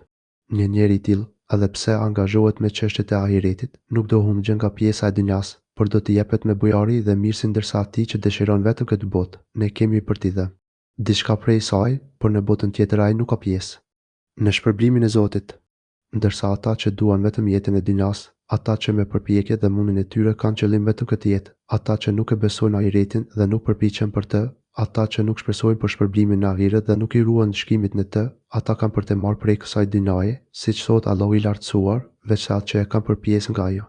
Ndërsa në ahiret, ata nuk do ta shijojnë kur xhenetin, nuk do të jetojnë mes mirësive të tij. Ata e kanë të ndaluar hyrjen në të, por do të ndeshkohen në xhenem. Ata, me mosbesimin dhe me veprat e tyre, do ta meritojnë zjarrin dhe ndeshkimin në të. Ky ajet u përngjan shumë disa ajeteve të tjera, si atyre që duan jetën e kësaj bote dhe shkëlqimin e saj, ne do t'u japim të plot shpërblimin e veprave të tyre në të, pa u lënë asgjë manget. Këta janë ata për të cilët në jetën tjetër s'ka asgjë tjetër veç zjarrit. Veprat e tyre në të u shkatëruan, ndërsa punët e tyre u asgjësuan. Ut 15-16. Ose atij që ka për qëllim vetëm këtë botë, ne do t'i japim në të aq sa duam dhe pastaj ai do të hyjë në xhenem i përçmuar dhe i përbuzur. Isa 18. Por ata kanë shokë udhëheqës të keqin, të cilët u kanë përcaktuar atyre në fea së dispozite, çfarë nuk ka lejuar Perëndia. Sikur të mos kishte qenë fjala e vendimit të mëparshëm që gjykimi do të shtyhet, ata madje do të ishin gjykuar. Me të vërtetë, për zullumçarët ka dënim të dhëmshëm. Allahu i lartësuar na tregon se idhujtarët kanë miq të mbush shejtanët, njerëz dhe gjindë, të cilëve ju binden atyre në vepra kufri dhe poshtërsie. Ata lidhin aliancë me ftuesit në mohimin e Zotit dhe në braktisjen e fesë së tij. Ata pasojnë një dhuj, të cilët u përcaktojnë atyre një fe që nuk e ka lejuar Allahu. Ata i urdhërojnë për idhujtarje për kufër. Ata u bëjnë të lejuar ato gjëra që Zoti ka ndaluar dhe u ndalojnë ato gjëra që Zoti ka lejuar. Ata i urojnë për fjalë dhe vepra që përputhen me erçet dhe prirjet e tyre të shëmtuara dhe të shfrenuara. Feja është programi i jetë që Allahu i lartësuar e solli për njerëzit, që ata të nështrohen dhe ta zbatojnë në jetën e tyre dhe, nëpërmjet saj, të afrohen te krijuesi i tyre me adhurime dhe veprat e mira. Feja është e vetmja mënyrë që krijesat të jetojnë në paqe me krijuesin. Prandaj, çdo kush që sjell një fe apo sistem që kundërshton fenë e Zotit, duhet të braktiset menjëherë. Kështu duhet të sillemi edhe me ata që përçojnë udhëzime të devijuara, për të cilat nuk kanë mbështetje tek Allahu dhe profeti. Të mirët, jo vetëm që pasojnë rrugët e humbjes, por bëhen edhe bashkëpunëtorë në këtë krim. Sigurisht, ata do të llogariten me drejtësi dhe do të marrin atë që meritojnë, por kur të vijë momenti i caktuar, sikur të mos ishte përcaktimi i hershëm i Zotit, mbi ta do të urdhërojë dënimi. Menjëherë, Allahu i lartësuar ka përcaktuar një afat, në të cilën ai do të llogarisë me drejtësi veprat e robërve dhe do të vendosë drejtësinë në çdo çështje për të cilën krijesat kanë patur mospajtime. Për këtë arsye, ai nuk i ndeshkon menjëherë ata që pengojnë njerëzit nga rruga dhe udhëzimi i tij. Po të mos ishte ky vendim i hershëm i të gjithë turit, çështja e tyre do të merrte fund. Nëse nuk do të ishte afati që ka vendosur i lartësuari, e drejta do të dilte në shesh menjëherë, të padrejtet do të ndeshkoheshin dhe të drejtet do të merrnin shpërblimin e tyre. Dhe, padyshim, mohuesit do të kenë dënim të dhëmshëm. Pra, të mos mashtrohen nga ky afatizëm, se përpara i pret një ndeshkim i rrept. Ajo ditë është shumë e vështirë dhe e frikshme. Pamjet e asaj dite janë vërtet të tmeshme. Në ditën e Kiametit do t'i shohësh zullumçarët se si frikohen për atë që kanë punuar, e shpërblimi i asaj pune, megjithatë do t'i godet. Ata që kanë besuar dhe punuar vepra të mira, do të jenë në kopshtet e mrekullueshme të xheneteve. Ata do të kenë te Zoti i tyre çka të duan. Kjo është dhuratë shumë e madhe. Ke për t'i parë ju besimtarët të tmeruar nga veprat e veta. Ata që i bëjnë pa drejtësi vetes e tyre me kufër, idhujtari apo me gjinat e tjera, do t'i shikosh të llatarisur prej veprave të veta, sepse do shohin dëshkimin duke ju afruar. Për të shuar çdo shpresë se ata mund të shpëtojnë nga ky tmerr, Allahu i lartësuar na tregon se ndëshkimi do të godas patjetër mbi ta dhe ata asesi nuk mund të shpëtojnë, ndërkohë që ndëshkimi ynë do të bjerë mbi ta. Pra, dëshkimi të cilit ata i friksohen, do t'i godas, sepse vetë me duart e tyre e bën ndëshkimin të pakfyeshëm për ta, pa kryer asgjë që mund ta ndalonte këtë ndëshkim, siç mund të ishte pendimi ose kërkimi i faljes. Ata i ka kapur vdekja pa u penduar për poshërsitë e tyre dhe dihet se, pas vdekjes, nuk bëjnë me dobi vërejtjet. Kurse ata që besojnë dhe bëjnë veprat e mira, domethënë, ata që besojnë me zemër gjithçka që Zoti, përmes të dërguarve të tij, ka urdhëruar të besohet. Ata besojnë Zotin, librat e tij, profetët dhe udhëzimet e tyre. Por përveç bartjes së besimit në zemër, ata edhe e demonstrojnë këtë besim në jetën e tyre. Kështu, ata e shfaqin besimin të ndjenjat e tyre siç është droja ndaj Zotit, shpresa tek Ai, dashuria për të, dashuria dhe respekti për profetin dhe besimtarët, mbështetja e plotë te Zoti i Eti, dhe te veprat e tyre si namazi, xhihadi, haxhi, qofshin ato detyrime apo vepra vullnetare. Pra, ata që kanë besimin e drejtë, të bazuar në shpalljen e Zotit dhe që punojnë me sinqeritet për të kënaqur Zotin, kanë një premtim të ndryshëm nga ai zullumçarove, do të jenë në kopshtet e xheneteve. Ata do të jenë jo në kopshtet o sido, por në kopshtet e xhenetit.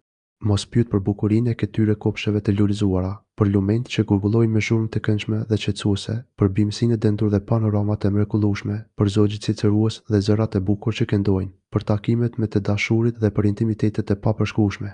Për e çdo lloj kënaqësie, atje do të provojnë me të lartën dhe me të plotën që mund të ekzistojë apo të përfituohet. Çdo ditë që kalon ia shton bukurinë dhe kënaqësinë asaj jete. Çdo ditë që kalon u ashton dashurinë dhe shijimin banorëve të saj për çdo kënaqësi të re që provojnë ata.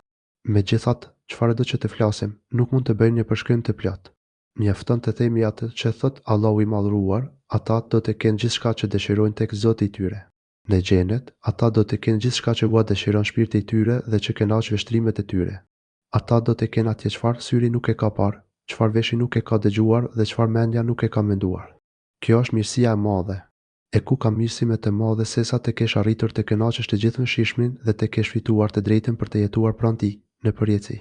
Pikçuditse, kjo dhuratë e madhe është ajo me të cilën Perëndia i sjari që robëritë e vet, ata që kanë besuar dhe që kanë bërë veprat e mira. Thua jo atyre, për këtë nuk kërkoj kurfar shpërblimi tjetër prej jush, ose dashurisë ndaj meje, për farëfisjen, kush bën vepër të mirë, ne do t'i shtojmë shpërblimin, se Perëndia me të vërtetë është falës dhe mirënjohës. Kjo është ajo me të cilën Allahu i përgëzon adhuruesit e tij, të cilët besojnë dhe bëjnë veprat e mira. Ky është përgëzimi më i madh i të gjithëmshishmit të mëshirëplotit, të cilën ai ua përcolli njerëzve përmes më të mirit profet dhe më të mirë shpallje. Ky është përgëzimi i Kuranit për besimtarët që kanë përçafuar fenë e drejtë, të bazuar në shpalljen e paprekshme hyjnore dhe të cilët punojnë me sinqeritet sipas porosive të profetit të Zotit. Ky është premtimi më i mrekullueshëm për ta dhe kjo është rruga që të çon tek ai. Thuaju, unë nuk kërkoj prej jush ndonjë shpërblim për thirrjen time, përveç dashurisë për hir të farefisnisë. Kuptimi, unë, për kundimin e këtij Kurani dhe për ftesën që ju të bindeni udhëzimeve të tij, nuk po ju kërkoj ndonjë shpërblim. Unë nuk po të synoj që të marr pasurinë tuaj dhe as që të kem pushtet mbi ju. Unë nuk kam asnjë interes të tillë tek ju. Por çfarë kuptimi ka përveç dashurisë për hir të farefisnisë? Kjo frazë mund të kuptohet në dy mënyra, 1. Unë nuk pres për veten time asgjë nga ju, veç dashurisë dhe respektit për hir të farefisnisë. Dihet se për çdo njeri është detyrë që ta dojë profetin më shumë se çdo gjë tjetër, pas dashurisë për Zotin. Madje, dashuria për Zotin nuk është e vërtetë nëse nuk do Muhamedin asë. Por përveç kësaj dashurie, profeti asë kërkoi prej fisit e tij, prej Kurejshëve, që ta donin edhe për hir të farefisnisë. Thuhet se nuk ka devijim të fisit të Kurejshëve që profeti të mos ketë lidhje me të. Ky është njëri nga kuptimet e kësaj fraze. Ndërsa kuptimi tjetër mund të jetë 2. Me përpjekjet e mia për përhapjen e Kuranit dhe udhëzimeve të tij ndër ju, nuk synoj gjë tjetër, veç dashurisë e Allahut të lartësuar për mua, dashuri që të afron tek i madhruari. Gjithsesi, sido që të jetë kuptimi i saj, profeti nuk kërkoi prej njerëzve asnjë lloj shpërblimi për veten e vet. Çdo gjë që ai kërkoi prej tyre ishte thjesht në dobit të tyre dhe konsiderohet si bamirësi e tij për këtë umet. Kush bën ndonjë të mirë, ne ia shtojmë shpërblimin për të. Çdo kujt që bën ndonjë vepër të mirë si namaz, agjerim, haxh apo bamirësi ndaj krijesave, Allahu i lartësuar i premton se do t'i shtojë mirësinë mbi mirësitë që i ka dhënë. Shtimi i mirësive vjen në forma të ndryshme.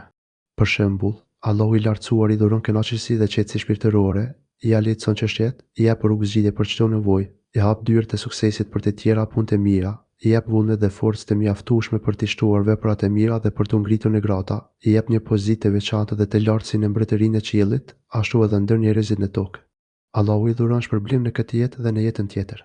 Vërtet, Allahu është falës e mirënjohës i madh. Allahu i fal edhe gjinohet më të mëdha, nëse pendohesh sinqerisht dhe shpreh dëshirën për t'u kthyer tek ai i bindur dhe i nështruar. Allahu tregohet mirënjohës dhe bujar i madh edhe për veprat më të vogla që kryen robin në emër të dashurisë për të. Për punë të vogla, ai jep shpërblim shumë të madh. Allahu është falës që me faljen e tij e ndihmon robin për pendim të sinqertë, i mbulon të metat dhe i afshin të këqijat. Allahu është gjithashtu shekur, mirënjohës që me mëshirën dhe bujarinë e tij i pranon veprat e mangëta të adhuruesve të penduar dhe e shumë fishon shpërblimin e tij për ta. Por ata thonë, ai Muhamedi ka trilluar gënjeshtra për Perëndim. Perëndia, nëse don, zemrën tënde e bën të paluajshme me durim. Perëndia e shkatëron të pavërtetën trillimin e bërë dhe e forcon të vërtetën me fjalët e veta. Ai di mirë çka ka në zemrat e tyre. A mos thon ata saj, Muhamedi asa, tillon gënjesha ndaj Allahut, pi që ditë se ata që mohojnë profetin, në shenjë arrogancë dhe mosbesimi, shpifin kundër tij nga gjërat më të shëmtuara. Ata shpifin se Muhamedi asa. Thjesht pretendon se është i dërguari i Zotit, por ai në të vërtetë është mashtrues. Allahu i lartësuar sjell një pyetje, se cilës i dihet përgjigjja dhe e cila përmban në vetvete një lloj habije dhe kërcënimi për ata që bëjnë të tilla shpifje të ulëta. Ata e dinin shumë mirë sinqeritetin e Muhamedit asa, të cilën e kishin emërtuar El Emin, besniku, që në kohën para islamike. Pra, si është e mundur që ata bënin të tilla shpifje, që as vetë nuk i besonin. Piçudit se nuk kishin frikë nga kjo gënjeshtër e qartë. Piçudit se madje, një pretendim i tillë ishte, para se gjithash, një fyerje dhe gënjeshtër ndaj Allahut të lartësuar. Ata pretendonin që Allahu i lartësuar, edhe pse e dinte që, sipas tyre, ai njeri ishte një mashtrues i madh, që devijonte njerëzit nga rruga e vërtetë, e lejonte atë që të kishte sukses, madje ndihmonte atë me mrekulli të shumta dhe të pakundërshtueshme, i jepte atij fitore pas fitoreje kundër armiqve të tij, derisa i dha pushtet e plot mbi kundërshtarët e tij. I pastër dhe i lartësuar është Allahu nga të tilla shpifje të ulëta. Si mund të kishin të tilla mendime për të gjithë pushteshmin e të gjithë shishmin, kur ai është i plotfuqishëm për ta shuar një mashtrim të tillë që nga rrënjët dhe fillesat e tij. Piçudit se prandaj gjithë shishmi e urti thot me pas, po të donte, Allahu do ta vuloste zemrën tënde. O Muhamedi, kuptimi, Allahu i lartësuar është i plotfuqishëm që ta vulosë zemrën e Muhamedit ase, dhe ta bëj atë që të mos jetë në gjendje për asgjë, të mos mundet të bëj asgjë të mirë. Pra, nëse Allahu i lartësuar do të dëshironte, çështja e Muhamedit ase, do të kishte marrë fund me kohë. Kjo është një dëshmi e padiskutueshme që tregon se Muhamedi ase është i dërguari i vërtetë i Zotit dhe shpalja që ai e solli ndër njerëz është shpalja e Zotit të qiejve dhe të tokës. Allahu e zhduk të pavërtetën dhe e forcon të vërtetën me fjalët e tij. Urtësia dhe mëshira të plotpushteshmit nuk mund ta lejojë që e kota të triumfojnë mbi të vërtetën. Përkundrazi, ai e fshin dhe e zhduk të kotën dhe ky është rregulli i pandryshueshëm në gjithësi. Edhe pse në ndonjë periudhë e kota mund të shfaqet dhe të mbizotërojë, përfundimi i saj i pakfyeshëm është shkatërimi dhe zhdukja. Ndërsa e vërteta, që Zoti kërkon dhe dëshiron që të shfaqet dhe të triumfojë, do të lartësohet dhe triumfojë gjithmonë, sepse ky është një rregull në gjithësinë tonë, që Zoti i Madhëruar e ka krijuar dhe e sundon. Allahu i lartësuar bën që me urdhrat e tij e vërteta të triumfojë. Urdhrat apo vendimet e Zotit janë dy llojesh, 1. Vendime kërnie ligjet e ekzistencës së krijesave, të cilat nuk ndryshojnë dhe nuk mund t'i tjetërsojë dot askush. Kjo do të thotë që shfaqja e të vërtetës është një ligj i pakthyeshëm dhe i patjetërsueshëm i sunduesit të gjithësisë. Vendime sherie, të cilat janë ligjet që i Madhëruari ka caktuar për njerëzit përmes librave të shenjtë që u shpalli profetëve. Nëpërmjet këtyre ligjeve, i lartësuar argumenton të vërtetën dhe e bën atë të triumfojë mbi mashtrimin dhe të kotën. Nëpërmjet shpalljeve të ndritura, Allahu ndriçon mendjet e të mençurve dhe të atyre që e duan të vërtetën dhe e kërkojnë atë me sinqeritet. Madje i lartësuari, për ta bërë edhe me të qartë të vërtetën, i lejon të devijuarit që të ngrenë dyshime rreth saj dhe të polemizojnë me të sinqertët. Por, nga ana tjetër, i lartësuari dhe i urti e ndihmon palën e tij që ta shpalosë dhe mbrojë të vërtetën me argumente dhe fakte të qarta dhe të pakundërshtueshme. Në këtë mënyrë, e kota del zbuluar dhe kuptohet nga të gjithë që është e kotë, ndërsa vërteta shfaqet si e tillë për të gjithë. Ai e di shumë mirë çfarë përmbajnë zemrat. Allahu di në im se gjithçka që mbajnë zemrat, të mira apo të keqia qofshin ato. Ai di çfarë shfaqet jashtë dhe çfarë qëndron e fshehur në shpirt.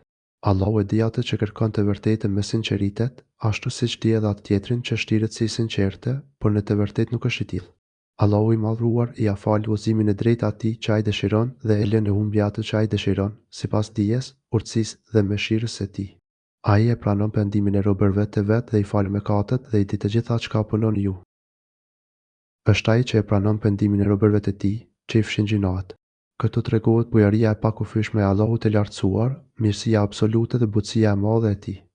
Është i gjithëmshirshmi ai që ua pranon pendimin e robërve, kur ata ndjejnë keqardhje pas kryerjes së gjinohut dhe dëshirojnë që kur të mos i kthehen me atij gjinohu. Allahu ua pranon pendimin atyre që janë të sinqertë dhe kërkojnë sinqerisht kënaqësinë e tij. Edhe pse gjinohet janë shkaq që robërit e goditen nga ndëshkimet e dynjas dhe të ahiretit, Allahu i lartësuar, me butësinë, mëshirën dhe bujarinë e tij, ua fal dhe ua mbulon gjinohet dhe nuk i ndishkon në këtë jetë dhe as në jetën tjetër, por kjo kërkon që ata të pendohen sinqerisht, duke plotësuar kushtet e nevojshme për këtë. Allahu i lartësuar e përforcon këtë premtim kur thotë se ai fal gjinohet, pra i fshin ato të keqia, sikur të mos ishin bërë kurrë. Ai madje fshin edhe gjurmët e të keqiave dhe largon dëshkimin, që është pasojë e tyre.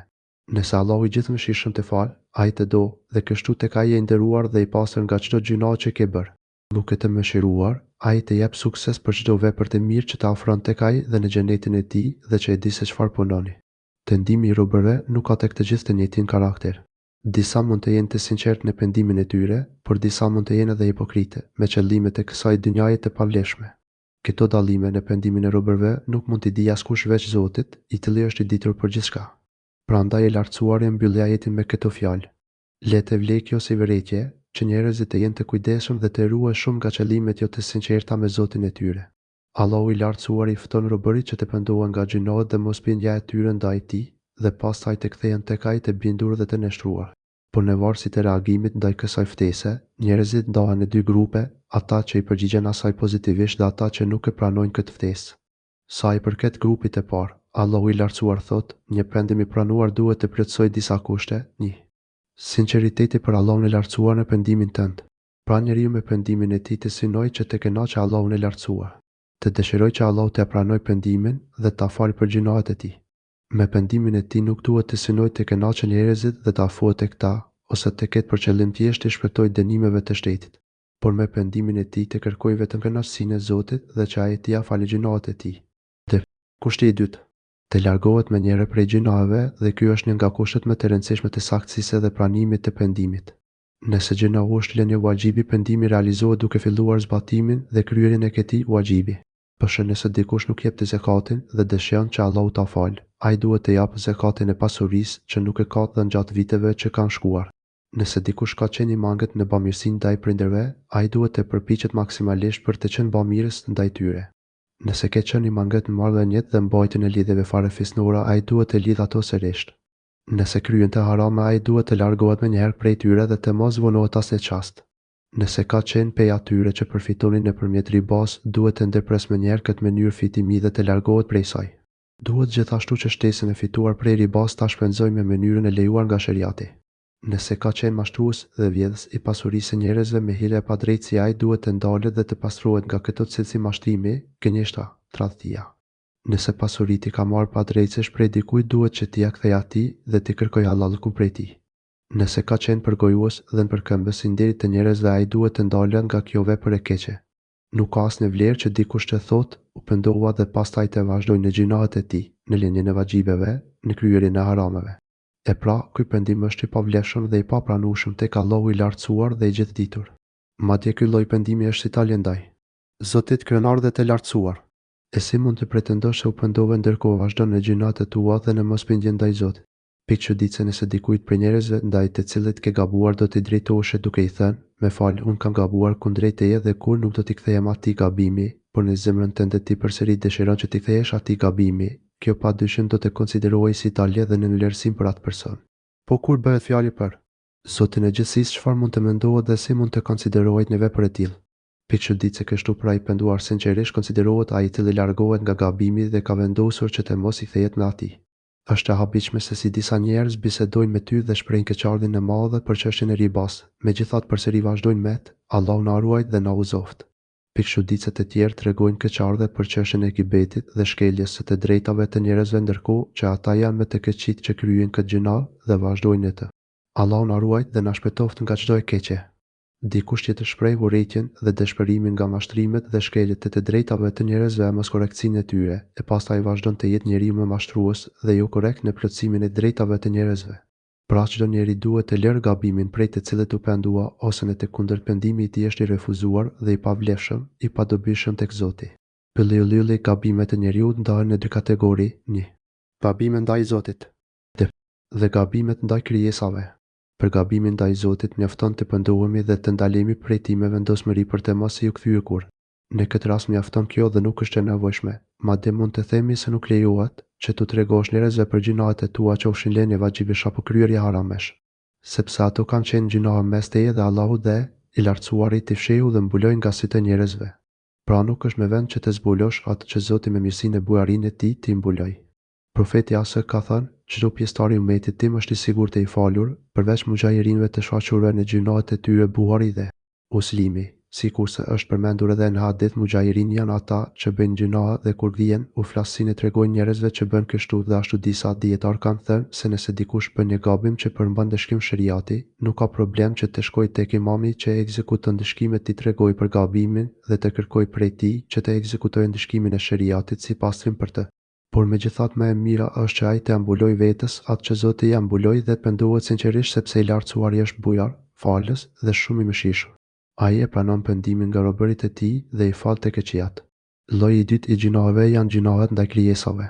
Në këtë rast, pendimit, përveç kushtit të mesipërm, nëse ka të bëjë në mënyrë të posaçme me hakun e krijesës, atëherë i shtohet një kusht tjetër, t'i kthej hakun atij që i takon. Përshë nëse ka vjedhur nga dikush, duhet t'i ja kthesh atij atë që i ke vjedhur ose vlerën e saj. Nëse ke mohuar të drejtën e dikujt, përshë e ke mohuar se i ke borxhen e të vërtet ja ke, atëherë pendimi presupozon që të pranosh të vërtetën dhe t'ia japësh hakun e tij. Nëse i Zoti të drejtës ka vdekur, atëherë ja jep trashëgimtarëve të tij. Nëse nuk e njeh apo nuk ka mundësi ta gjesh atë apo trashëgimtarët e tij, atëherë jep sadaka në emër të tij dhe Allahu të çliron prej saj dhe ja jep atij hakun e tij.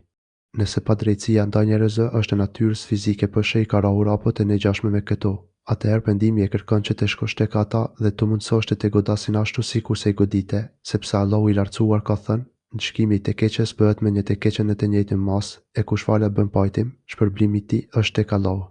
Vërtet, ai nuk i do zullumçarët. E kush hakmerret për padrejtësi që janë bërë, ndaj të tillëve nuk ka ndonjë përgjegjësi.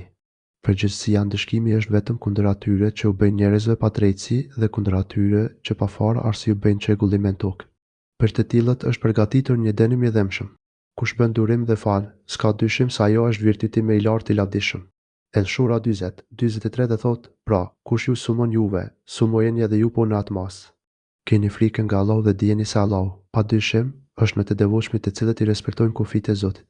Pevare 194. Nëse padrejtësia është bërë me fjalë rënduese e fyese mes njerëzve, atëherë pendimin e kërkon që të shkosh tek ai dhe të kërkosh Allahun e të përmbushësh kërkesat e tij sipas asaj që do të bini dakord që e drejta të shkojnë në vend. Madje edhe nëse të thotë që nuk fal derisa të më japësh kaq e aq, jepja atij. Nëse padrejtësia është gibet për gojëm, pra ke folur në mungesë të tij dhe e ke përgojuar ndër njerëz. Për këtë çështje dietarët kanë dhënë mendime të ndryshme. Disa janë të mendimit se një pendim i sinqert të kërkon që të shkosh tek ai dhe ti kërkosh Allahun. Por të tjerë thonë, jo gjithmonë veprohet kështu. Nëse ai e ka marrë vesh këtë gjë, atëherë mund të shkosh tek ai dhe ti kërkosh Allahun. Por nëse nuk e ke marrë vesh, atëherë mjafton që në atë mexhlis ku e ke përmendur përkeq ta përmendesh për mirë dhe të përmendesh anë të tij të mira, të kërkosh falje për të. Në këtë mënyrë të këqijat fshihen nga të mirat. Ky mendim është më i saktë dhe më i drejtë. Në hadith është përmendur, falja për atë që e ka përgojuar është të kërkosh falje për të. Kështu pra pendimi e kërkon që të drejtat u kthehen atyre që i kanë. 3. Kushti i tretë. Vendosmëria për të mos iu kthyer kurrë në të ardhmen gabimit nga i cili u pendohe. Nëse në zemrën tënde ende ekziston dëshira për të kthyer kur të jepet mundësia, pendimi është i pasaktë i pavlefshëm. Përshë dikush me pasurinë e tij merret me tregetinë e pijeve derisa apo e shfrytëzon në udhime për të bërë zina apo shtërsi, Allahu na ruaj. Por me pas e kapi varfëria dhe thotë, o Zot, unë pendohem tek ty. Por në të vërtetë ai është gënjeshtar, nga se në zemrën e tij ai ka dëshirën që po të kishte pasuri, do të bënte përsëri të njëjtin gabim. Ky lloj pendimi është pendimi i atij që nuk ka mundësi të bëjë gjinohe. Pra, u pendua apo jo, nuk ka mundësi të bëjë gjinohe. Shumë njerëz pasi ka varfëria thonë, u pendua, por ende kanë dëshirë që nëse Zoti do t'i jepte përsëri pasuri, do të ktheheshin në të njëjtën gjendje si më parë. Ky lloj pendimi është i papranueshëm tek Zoti. 4. Kushti i katërt. Pendimi duhet të jetë në kohën kur pranohet pendimi. Nëse pendohet në kohën kur pendimi është i papranueshëm, kjo është e padobishme. Koha shihet në dy këndvështrime, 1. Në lidhje me njeriun dhe gjendjen e tij. 2. Në përgjithësi, sa i përket pikës së parë, themi se pendimi duhet të jetë para mbarimit të xhelit, pra para momentit të vdekjes. Në të kundërt, ajo nuk i sjell dobi robit, sepse Allahu i madhëruar thot, nuk është i pranueshëm pendimi atyre që vazhdimisht bëjnë vepra të këqija dhe vetëm atëherë kur ndonjërit prej tyre i vjen vdekja, thot unë tani me të vërtetë u pendova. As pendimi atyre që vdesin si jo besimtar. Për ta kemi përgatitur dënimin më të ashpër.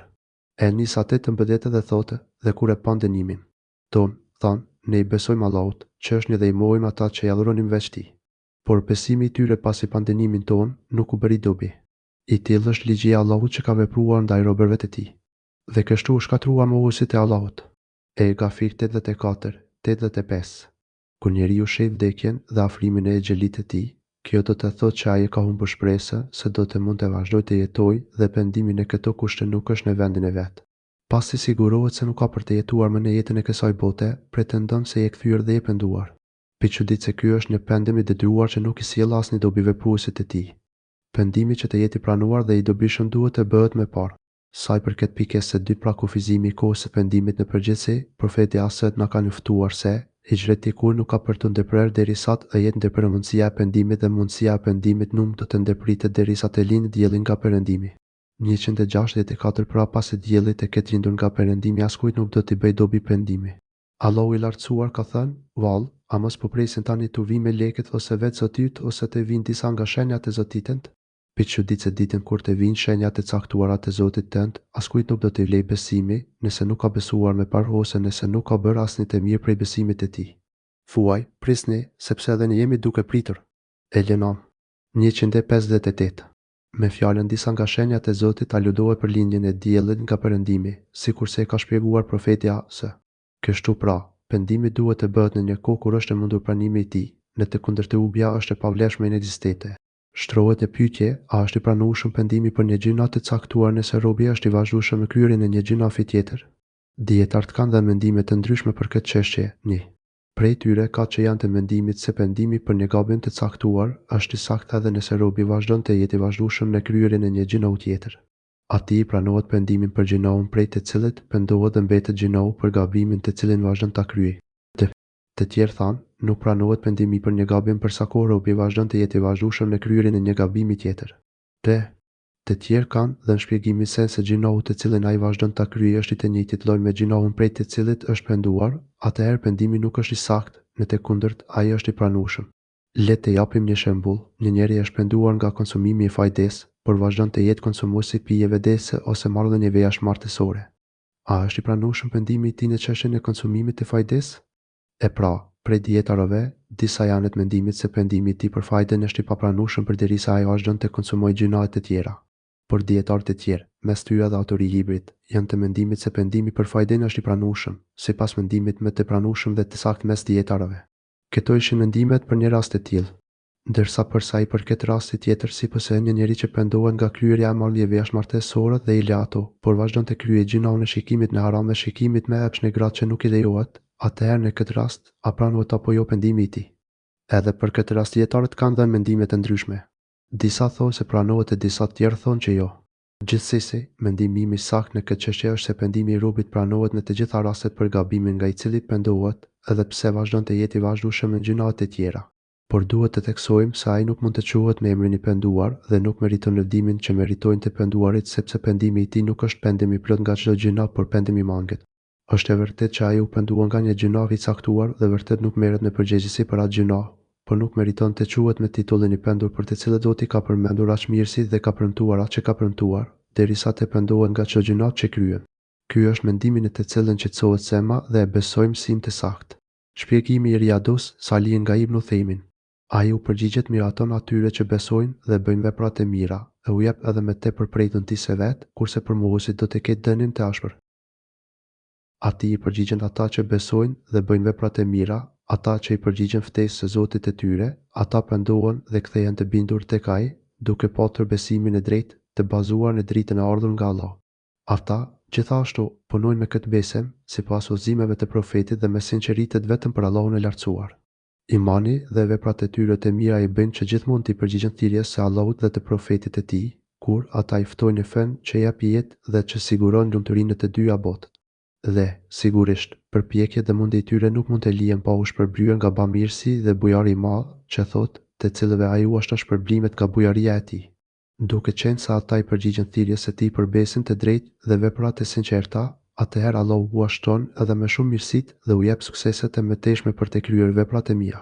Ai u dhuron atyre motivimin dhe vullnetin e mjaftueshëm për të kryer edhe me shumë madhurime ndaj tij, për të shprehur me mirë atij dashurinë dhe madhurimin. Allahu jo vetëm që u jep sukses për punët e mira, por edhe shpërblimin e këtyre punëve u shumë fishon nga bujaria e tij. Ai shpërblen shumë më tepër se sa ne mund të kërkojmë prej tij, sepse është bujar dhe bamirës. Allahu është mirënjohës i madh edhe për vepra që në sytë e robit janë shumë të vogla, nëse ato kryen me sinqeritet.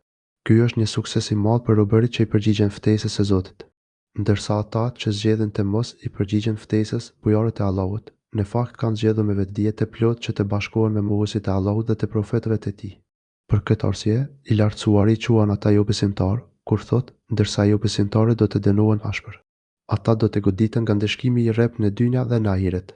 Ata që nuk e vlerësojnë ftesën e Zotit nuk ka kush që mund t'i udhëzojë në rrugën e drejtë, prandaj janë në një humbje të sigurt. Kjo është rruga që vetë e kanë zgjedhur dhe merituar me veprat e tyre. Allahu i lartësuari ja jep gjithë secilit mundësinë për të ndjekur rrugën e drejtë, por jo të gjithë zgjedhin mirësinë e tij. Sikur Perëndia t'i furnizonte me sasi të mëdha robërit e vet, ata do të tërboheshin në tokë, por ai u jep në atë mas sa dëshiron ai, sepse ai njeh mirë dhe i sheh robërit e vet. Allahu i lartësuar na kujton se, me butësinë dhe mëshirën e tij për robërit, ai përcakton në mas të caktuar gjithçka nga mirësitë e kësaj dynjaje. Ai nuk uashton pa kriter pasurinë e kësaj bote. Nëse Allahu do ta bënte këtë pa mas, në botë do të kishte shumë shkatërime. Kështu, i lartësuari thot, sikur Allahu t'u uashtonte te mas e riskun robërve të vet, ata do t'i kalonin kufit, o të ndodhte ashtu, robërit do të tregoheshin të pamendshëm ndaj adhurimit të Allahut dhe bindjes ndaj tij. Ata do të kërkonin gjithnjë më tepër vetëm plotësimin e kënaqësive të tyre të shfrenuara. Ata do t'i përkushtoheshin plotësisht vetëm kësaj bote, edhe nëse kjo do t'i çonte në shkeljen e kufive të Allahut të madhruar dhe në padrejtësi ndaj krijesave. Por ai i furnizon me masën që dëshiron. Ai di dhe sheh gjithçka të robërit e tij. Allahu i shpërndan mirësitë e kësaj bote me masën që ai dëshiron, sipas butësisë dhe urtësisë e tij. Ai e di shumë mirë se çfarë është e dobishme dhe çfarë është e dëmshme për robin. Sipas një vërfimi të përcjell deri tek ne, Allahu i lartësuar ka thënë, me të vërtetë, ka nga robërit e mi, imani të cilëve po rregullohet veç se duke qenë të pasur, prandaj nëse do t'i varfëroja, kjo do ta vërënonte imanin e tyre. Po ashtu, ka nga robërit e mi, imani të cilëve ka rregullohet veç se duke qenë të varfër, prandaj nëse do t'i pasuroja, kjo do ta vërënonte imanin e tyre. Gjithashtu, disa prej robërve të mi u rregullohet imani veç nëpërmjet sëmundjes, prandaj nëse do t'i shëroja, kjo do ta vërënonte imanin e tyre. Me të vërtetë, unë i rregulloj çështjet e robërve të mi, duke patur dijen time të plotë rreth përmbajtjes së zemrave të tyre. Unë jam i gjithditur e gjithështrues. Ai, që i më dërgon pasi që ata ta kenë humbur shpresën dhe e përhap mëshirën e vet, ai është mbrojtës i vërtetë dhe i vetmi, i denjë për falënderim.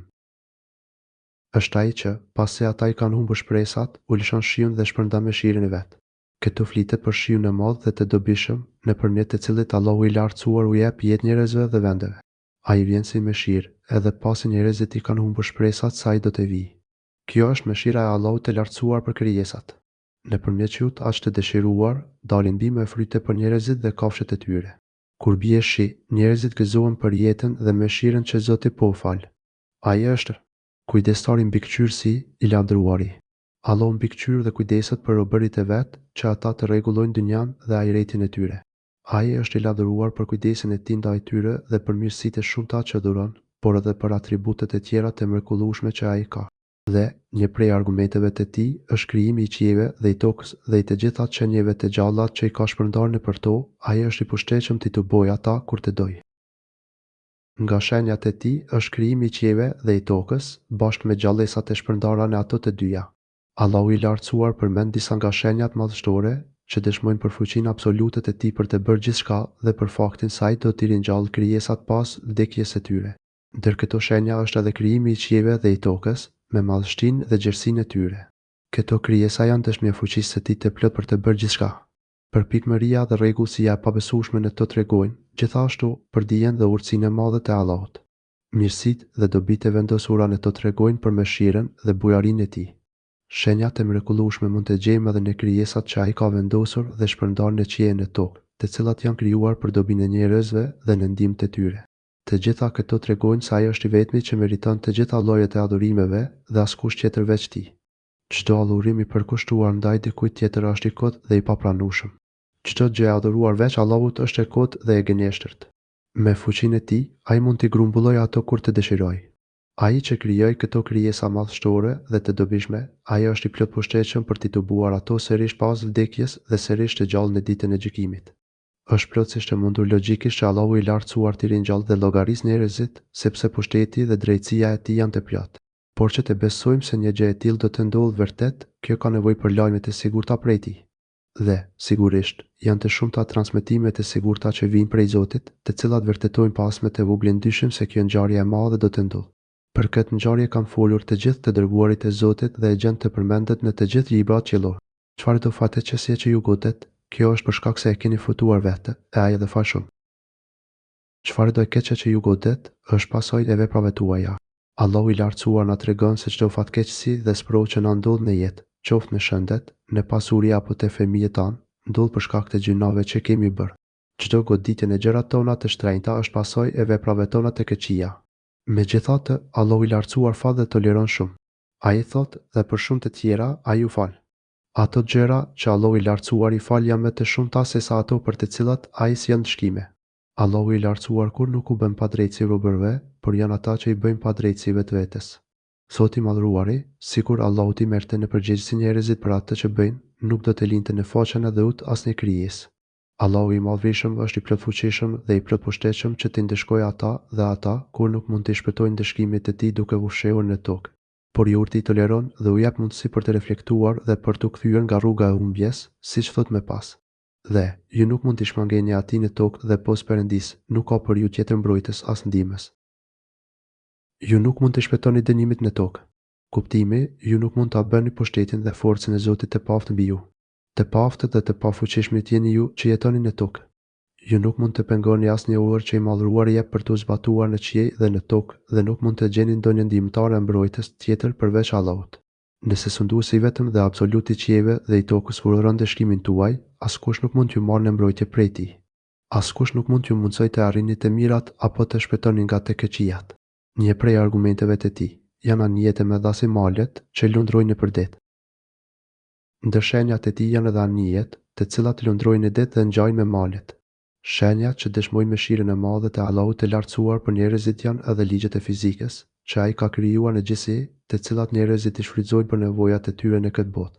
Këto futen anijet e mëdha, që duken si malet e larta në mes detit, sepse janë pikërisht ligjet e mrekullueshme të fizikës, të cilat Allahu i ka bërë të tilla që i mbajnë anijet e mëdha mbi valët e detit. Pastaj, nëpër tyre, njerëzit transportojnë gjithçka që dëshirojnë nëpër vendet e largëta. Është Allahu që mundson funksionimin e anijeve dhe që ualit lëvizjen atyre, pasi, në të kundër. Nëse ai don, e qetson dalon erën, frymën dhe ata mbesin të palëvizshme në sipërfaqen e tij detit. Për këtë ka argument për çdo kënd që është i dërueshëm dhe falëndërues. Po të doj ai, e ndal erën dhe ato. Anijet ngelen të palëvizshme mbi sipërfaqen e ujit. Pra, nëse Allahu i lartësuar u ndalon erën, ato qëndrojnë në vend e nuk lëvizin.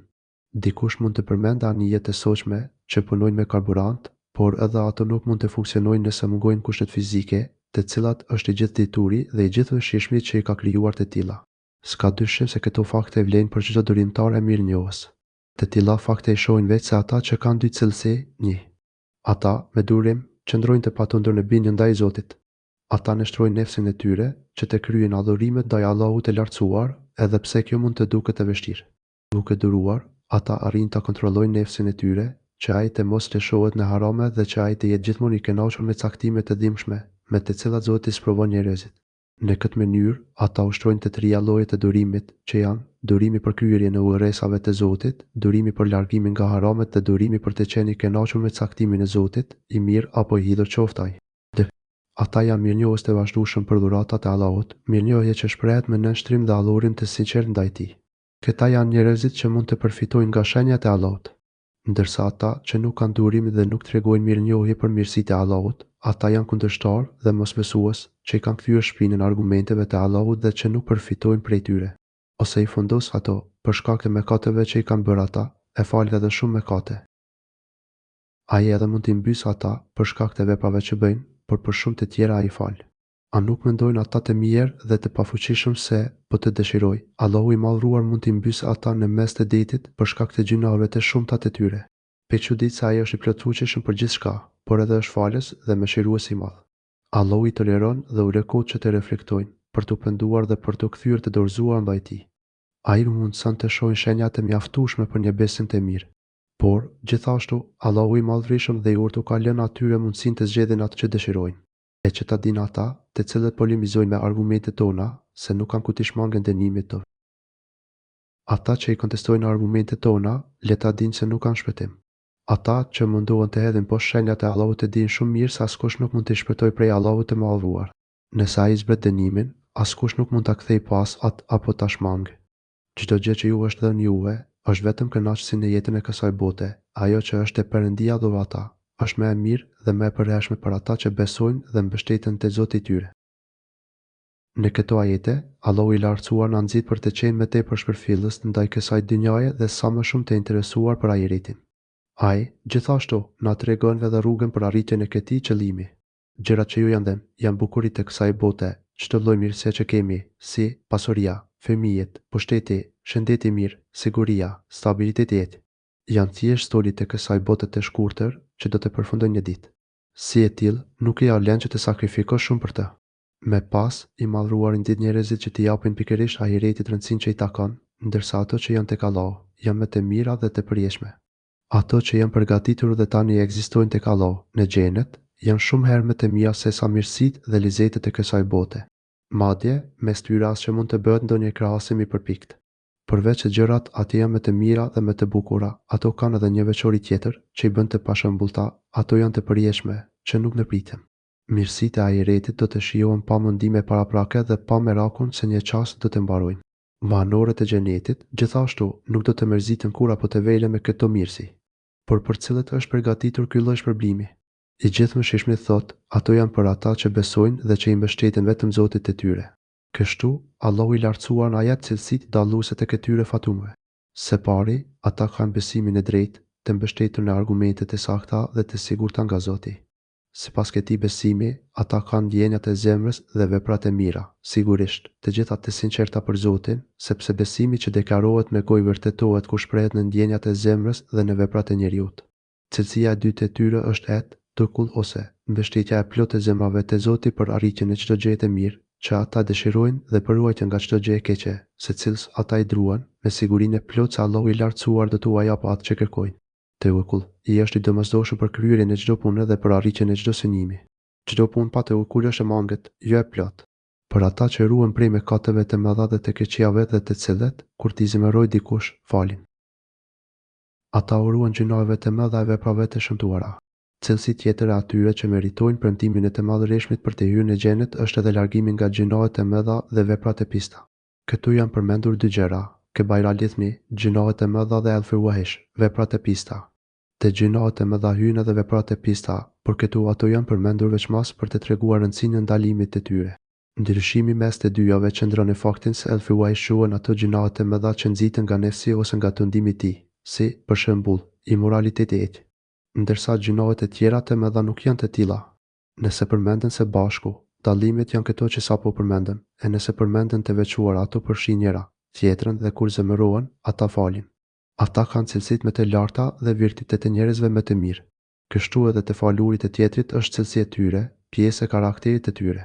Kur dikush i zemëron me fjalë apo me vepra, ata nuk e shprehin këtë dhe nuk ndërmarrin veprime për ta shkarkuar zemërimin e tyre, por përkundrazi e mbajnë të fshehur në shpirt, madje çfarë është më e mrekullueshme, ata dinë të falin, ta justifikojnë tjetrin dhe të tolerojnë me mirësjellje.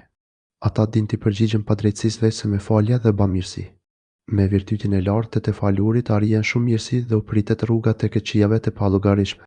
Shpirti i atij që fal gjen qetësi dhe lumturi, kurse ai që falet merr një mësim të mirë për mëshirën dhe faljen. Kështu mbjellet dashuria dhe respekti, falja dhe toleranca në zemrat e njerëzve. Ky është morali i muslimanit me krijesat e Zotit, sikurse thotë i gjithdituri, e kush ka me fjalë mirë saj që thërret njerëzit në rrugën e Allahut, që bën vepra të mira dhe që thotë unë jam musliman. E mira nuk mund të jetë barabartë me të keqen. Të largoj atë të keqen me çfarë është më e mirë, sepse atëherë edhe ai, me të cilin keni fara armiqësie, do të bëhet mik i afërt. Mirë po këtë nuk mund të arrijë askush, përveç atyre që janë durimtar, dhe askush, përveç atyre që kanë fat të madh. Nëse ndonjëherë ty të bëhet ndonjë ngacmim prej shejtanit, kërkoj mbrojtje Allahut, sepse ai është gjithë dëgjuesi e gjithë dituri. Fusillet 33-36. Për ata që i përgjigjen thirrjes së Zotit të tyre dhe të cilët bëjnë namazin e këshillohen reciprokisht në punët e tyre dhe të cilët dajnë nga ajo që u kemi dhe ne. Ata i përgjigjen thirrjes së Zotit të tyre. Ata i përgjigjen Zotit të tyre, pra vendosen t'i nështrohen dhe t'i binden atij. Ata presin ftesën e Allahut me respekt dhe vlerësim të lartë. Sa po dëgjojnë këtë ftesë, qëllimi i jetës së tyre bëhet arritja e kënaqësisë së Allahut të Madhëruar nëpërmjet fjalëve dhe veprave që Ai dëshiron prej tyre. Pjesë e përgjigjes së thirrjes së Zotit është edhe falja e namazit dhe shpenzimi për hir të Tij, por Allahu i Lartësuar i përmend këto vepra veçmas për të treguar vlerën dhe rëndësinë e madhe të tyre dhe e falin namazin rregullisht. Ata kryejnë namazet e detyrueshme dhe ato të pëlqyeshme me të gjithë elementet përbërës të tyre. Ata, gjithashtu, shpenzojnë pasurinë e tyre për hir të Zotit, qoftë në drejtime të detyrueshme, siç është zekati, ndihma për të afërmitetit, qoftë në drejtime të tjera të pëlqyeshme. Ata këshillohen me njëri tjetrin për çështje të përbashkëta dhe japin lëmosh prej asaj që u kemi edhe ne. Secili prej tyre nuk ja imponon mendimin e tjetrit në çështjet e përbashkëta. Sigurisht, një virtyt i tillë mund të ekzistojë vetëm në një shoqëri të bashkuar dhe të ndërtuar mbi një lidhje dashurie shumë të fortë. Pjesëtarët e kësaj shoqërie janë njerëz të formuar, me edukat dhe të mequr. Ndërsa ata i shqetëson një çështje e cila ka nevojë të studiohet dhe të pleqërohet mirë, ata mblidhen bashkë dhe diskutojnë atë. Nëse shohin që është e dobishme, ja nisin punës për ta kryer atë. Kështu, për shembull, ata diskutojnë për çështjet e luftës, për emërimin e drejtuesve apo të gjykatësve, për çështje fetare e për çështjet e tjera, që janë të nevojshme të trajtohen e të zgjidhen ashtu si është më e mira, dhe për ata të cilët kur i godet ndonjë zullum i vazhdueshëm, i rezistojnë atij. Por kur u bëhet padrejtësi, ata kundërveprojnë. Nëse i luftojnë, ata me krenarin nuk lejojnë që të shtypen nga të tjerët. Ata nuk i friksohen takimit me armikun. Nëse luftojnë, Allahu i Lartësuar u dhuron fitoren. Ata luftojnë ose për fitore, ose për të rënë dëshmor në rrugën e Zotit, duke mbrojtur të drejtën e tyre. Këto, pra, janë cilësitë e tyre: besimi i drejtë, veprat e sinqerta sipas këtij besimi, mbështetja e plotë tek Allahu i Lartësuar, largimi nga gjunahet e mëdha dhe veprat e pistalarin që bën të mundur faljen e gjunaheve të vogla, nështrimi dhe bindja e plotë ndaj Zotit, përgjigjja ndaj ftesës së Zotit, kryerja e plotë e namazeve, shpenzimi i pasurisë për hir të Allahut, këshillimi mes njëri tjetrit për çështje të përbashkëta dhe të rëndësishme, forca e madhe shpirtërore dhe krenaria mbi armiqtë e tyre. Duke qenë se ata kanë të tilla cilësi kaq të larta, për gjërat e tjera që janë edhe më të thjeshta dhe poshtë nga rëndësia, ata janë edhe më të rregullt dhe më të mirë. Dënimi së keqes është gjegjes me atë të keqe, e kush fal dhe pajton, shpërblimi i tij është te Perëndia. Ai, në të vërtetë, nuk i don zullumçarët. Ndëshkimi së keqes. Lejohet të bëhet me një të keqe në të njëjtën mas. Allahu i Lartësuar përmend në këtë ajet karakterin që mund të marrë shpagimi një të keqe. Ai mund të jetë me drejtësi, me tolerancë dhe me padrejtësi. Shfaqimi me drejtësi është kur e keqja kthehet me të njëjtën formë, pa shtuar dhe pa paksuar gjë, për shembull, kur jeta shpaguhet me jetë, plaga me plag, pasuria me pasuri, me të njëjtën masë dhe mënyrë. Ndërsa shpagimi me tolerancë është kur e fal atë që të ka bërë keq, madje ja kthen me të mirë. Për këtë, i gjithënshishmi thotë, por kush falet përmirëson, shpërblimin e ka tek Allahu. Për këta njerëz, Allahu i Lartësuar ka përgatitur shpërblim të madh dhe mirësi të shumta. Vërej me kujdes. Allahu i Lartësuar nuk ka urdhëruar thjesht për të falur, por ka shtuar edhe përmirësimin e gjendjes. Kjo do të thotë që nëse shpresohet përmirësimi i gjendjes së atij që ka bërë padrejtësi, atëherë falja e tij është e shpërblyeshme dhe sjell mirësi të shumta. Por nëse falja nuk e përmirëson gjendjen e atij, nuk sjell të mira apo sjell shtimin e të keqijave, atëherë në këtë rast falja nuk është e shpërblyeshme, madje mund të jetë edhe e palejueshme. Gjithashtu, Allahu i Lartësuar nuk ka përmendur ndonjë shpërblim të veçantë për këtë rast, por thjesht ka thënë se shpërblimi është tek Ai. Kjo e nxit më shumë njeriu dhe e bën të mendohet mirë për mënyrën se si sillet me njerëzit. Kjo e nxit atë që të shpresojë dhe të përpiqet më shumë për të arritur faljen e Allahut, duke falur dhe toleruar njerëzit ose duke u sjell me ta ashtu sikur se shpreson që të trajtohen nga Allahu i Lartësuar. Dihet mirë se nëse ti fal të tjerët, edhe Allahu të fal ty, por të mos harrojmë se falja e tij është shumë herë më e madhe dhe më bujare. Shpërblimi nga Allahu është sipas llojit të punës së robit. Kushdo që Allahu ta fal, le të përpiqet që t'i fal njerëzit. Kushdo që Allahu ta mëshirojë dhe t'i mbulojë të metat, le të mëshirojë dhe të mbulojë të metat e të tjerëve. Ndërsa për sa i përket shpagimit me padrejtësi, Allahu i Lartësuar thotë, vërtet, ai nuk i do të padrejtet. Të padrejtë janë ata që u bëjnë padrejtësi të tjerëve, por edhe ata të cilët, kur duan të marrin hakun e tyre, e të kalojnë masën.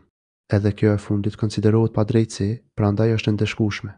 Ai që reziston përballon, kur i është bërë një padrejtësi, nuk ka kurfar rrugë qërtimi ndaj tij. Për ata që hakmerren për padrejtësinë që u është bërë, nuk ka ndonjë masë. Nëse dikush kërkon hakun me vetë dhe vepron për të arritur atë, pasi është bërë padrejtësi, për të nuk ka qortim dhe as masa ndëshkimore, nëse nuk i kalon kufi. Në këtë ajet thuhet për padrejtësinë që ju është bërë. ndërsa pak më sipër thuhet, por kur u bëhet pa drejtësi, ata kundërveprojnë. Të ka jetë tregojnë se hakmarrja bëhet ose kërkohet vetëm pasi të jetë kryer pa drejtësia, ndërsa ata që bëjnë pa drejtësi pa asnjë shkak duhen ndëshkuar që të vënë mend dhe të edukohen që të mos u bien në qafë të tjerëve me fjalët apo me veprat e tyre. Ka rrugë qortimi vetëm kundër atyre që u bëjnë zullum shtypje njerëzve dhe të cilët pa të drejtë mbjellin nga tëresa në tokë, për ta ka dënim të dëmshëm. Masat janë vetëm për ata që u bëjnë njerëzve pa drejtësi dhe për ata që bëjnë çrregullime në tokë. Masat të shkrimore të vendosura nga sheriati ekzekutohen mbi ata që u bëjnë pa drejtësi njerëzve dhe mbi ata që bëjnë çrregullime në tokë, duke kaluar kufit. Këtu bëhet fjalë për të gjitha llojet e krimeve, qofshin ata që cënojnë jetën, nderin apo pasurinë të tjerëve. Për të gjithë ata është ky kërcënim, ata do të kenë një dënim të dëmshëm. Ndëshkimi është i dëmshëm për zemrën dhe për trupin e tyre, në varësi të krimit që kanë bërë. Ai që duron dhe fal, këto, në të vërtetë, janë virtytet e larta të rekomanduara. Por kush bën durim dhe fal, s'ka dyshim se ato. Falja dhe durimi janë nga virtytet më të larta. Ata që tregohen të durueshëm ndaj ngacmimeve që të tjerët u bëjnë, me fjalë apo me vepra, dhe i tolerojnë ata, pra nuk ndërmarrin masa ndëshkuese kundër tyre thjesht për të plotësuar dëshirën e tyre hakmarrëse, me të vërtetë kanë përvetësuar një nga cilësitë më të vyra. Allahu i lartësuar ka nxitur shumë për t'u pajisur me këtë cilësi, të cilën, në fakt, e fitojnë veç njerëzit që ai u jep suksesin ta fitojnë. Nga ana e tyre, njerëz të tillë kanë vullnet të çelëkte, mençuri dhe dituri.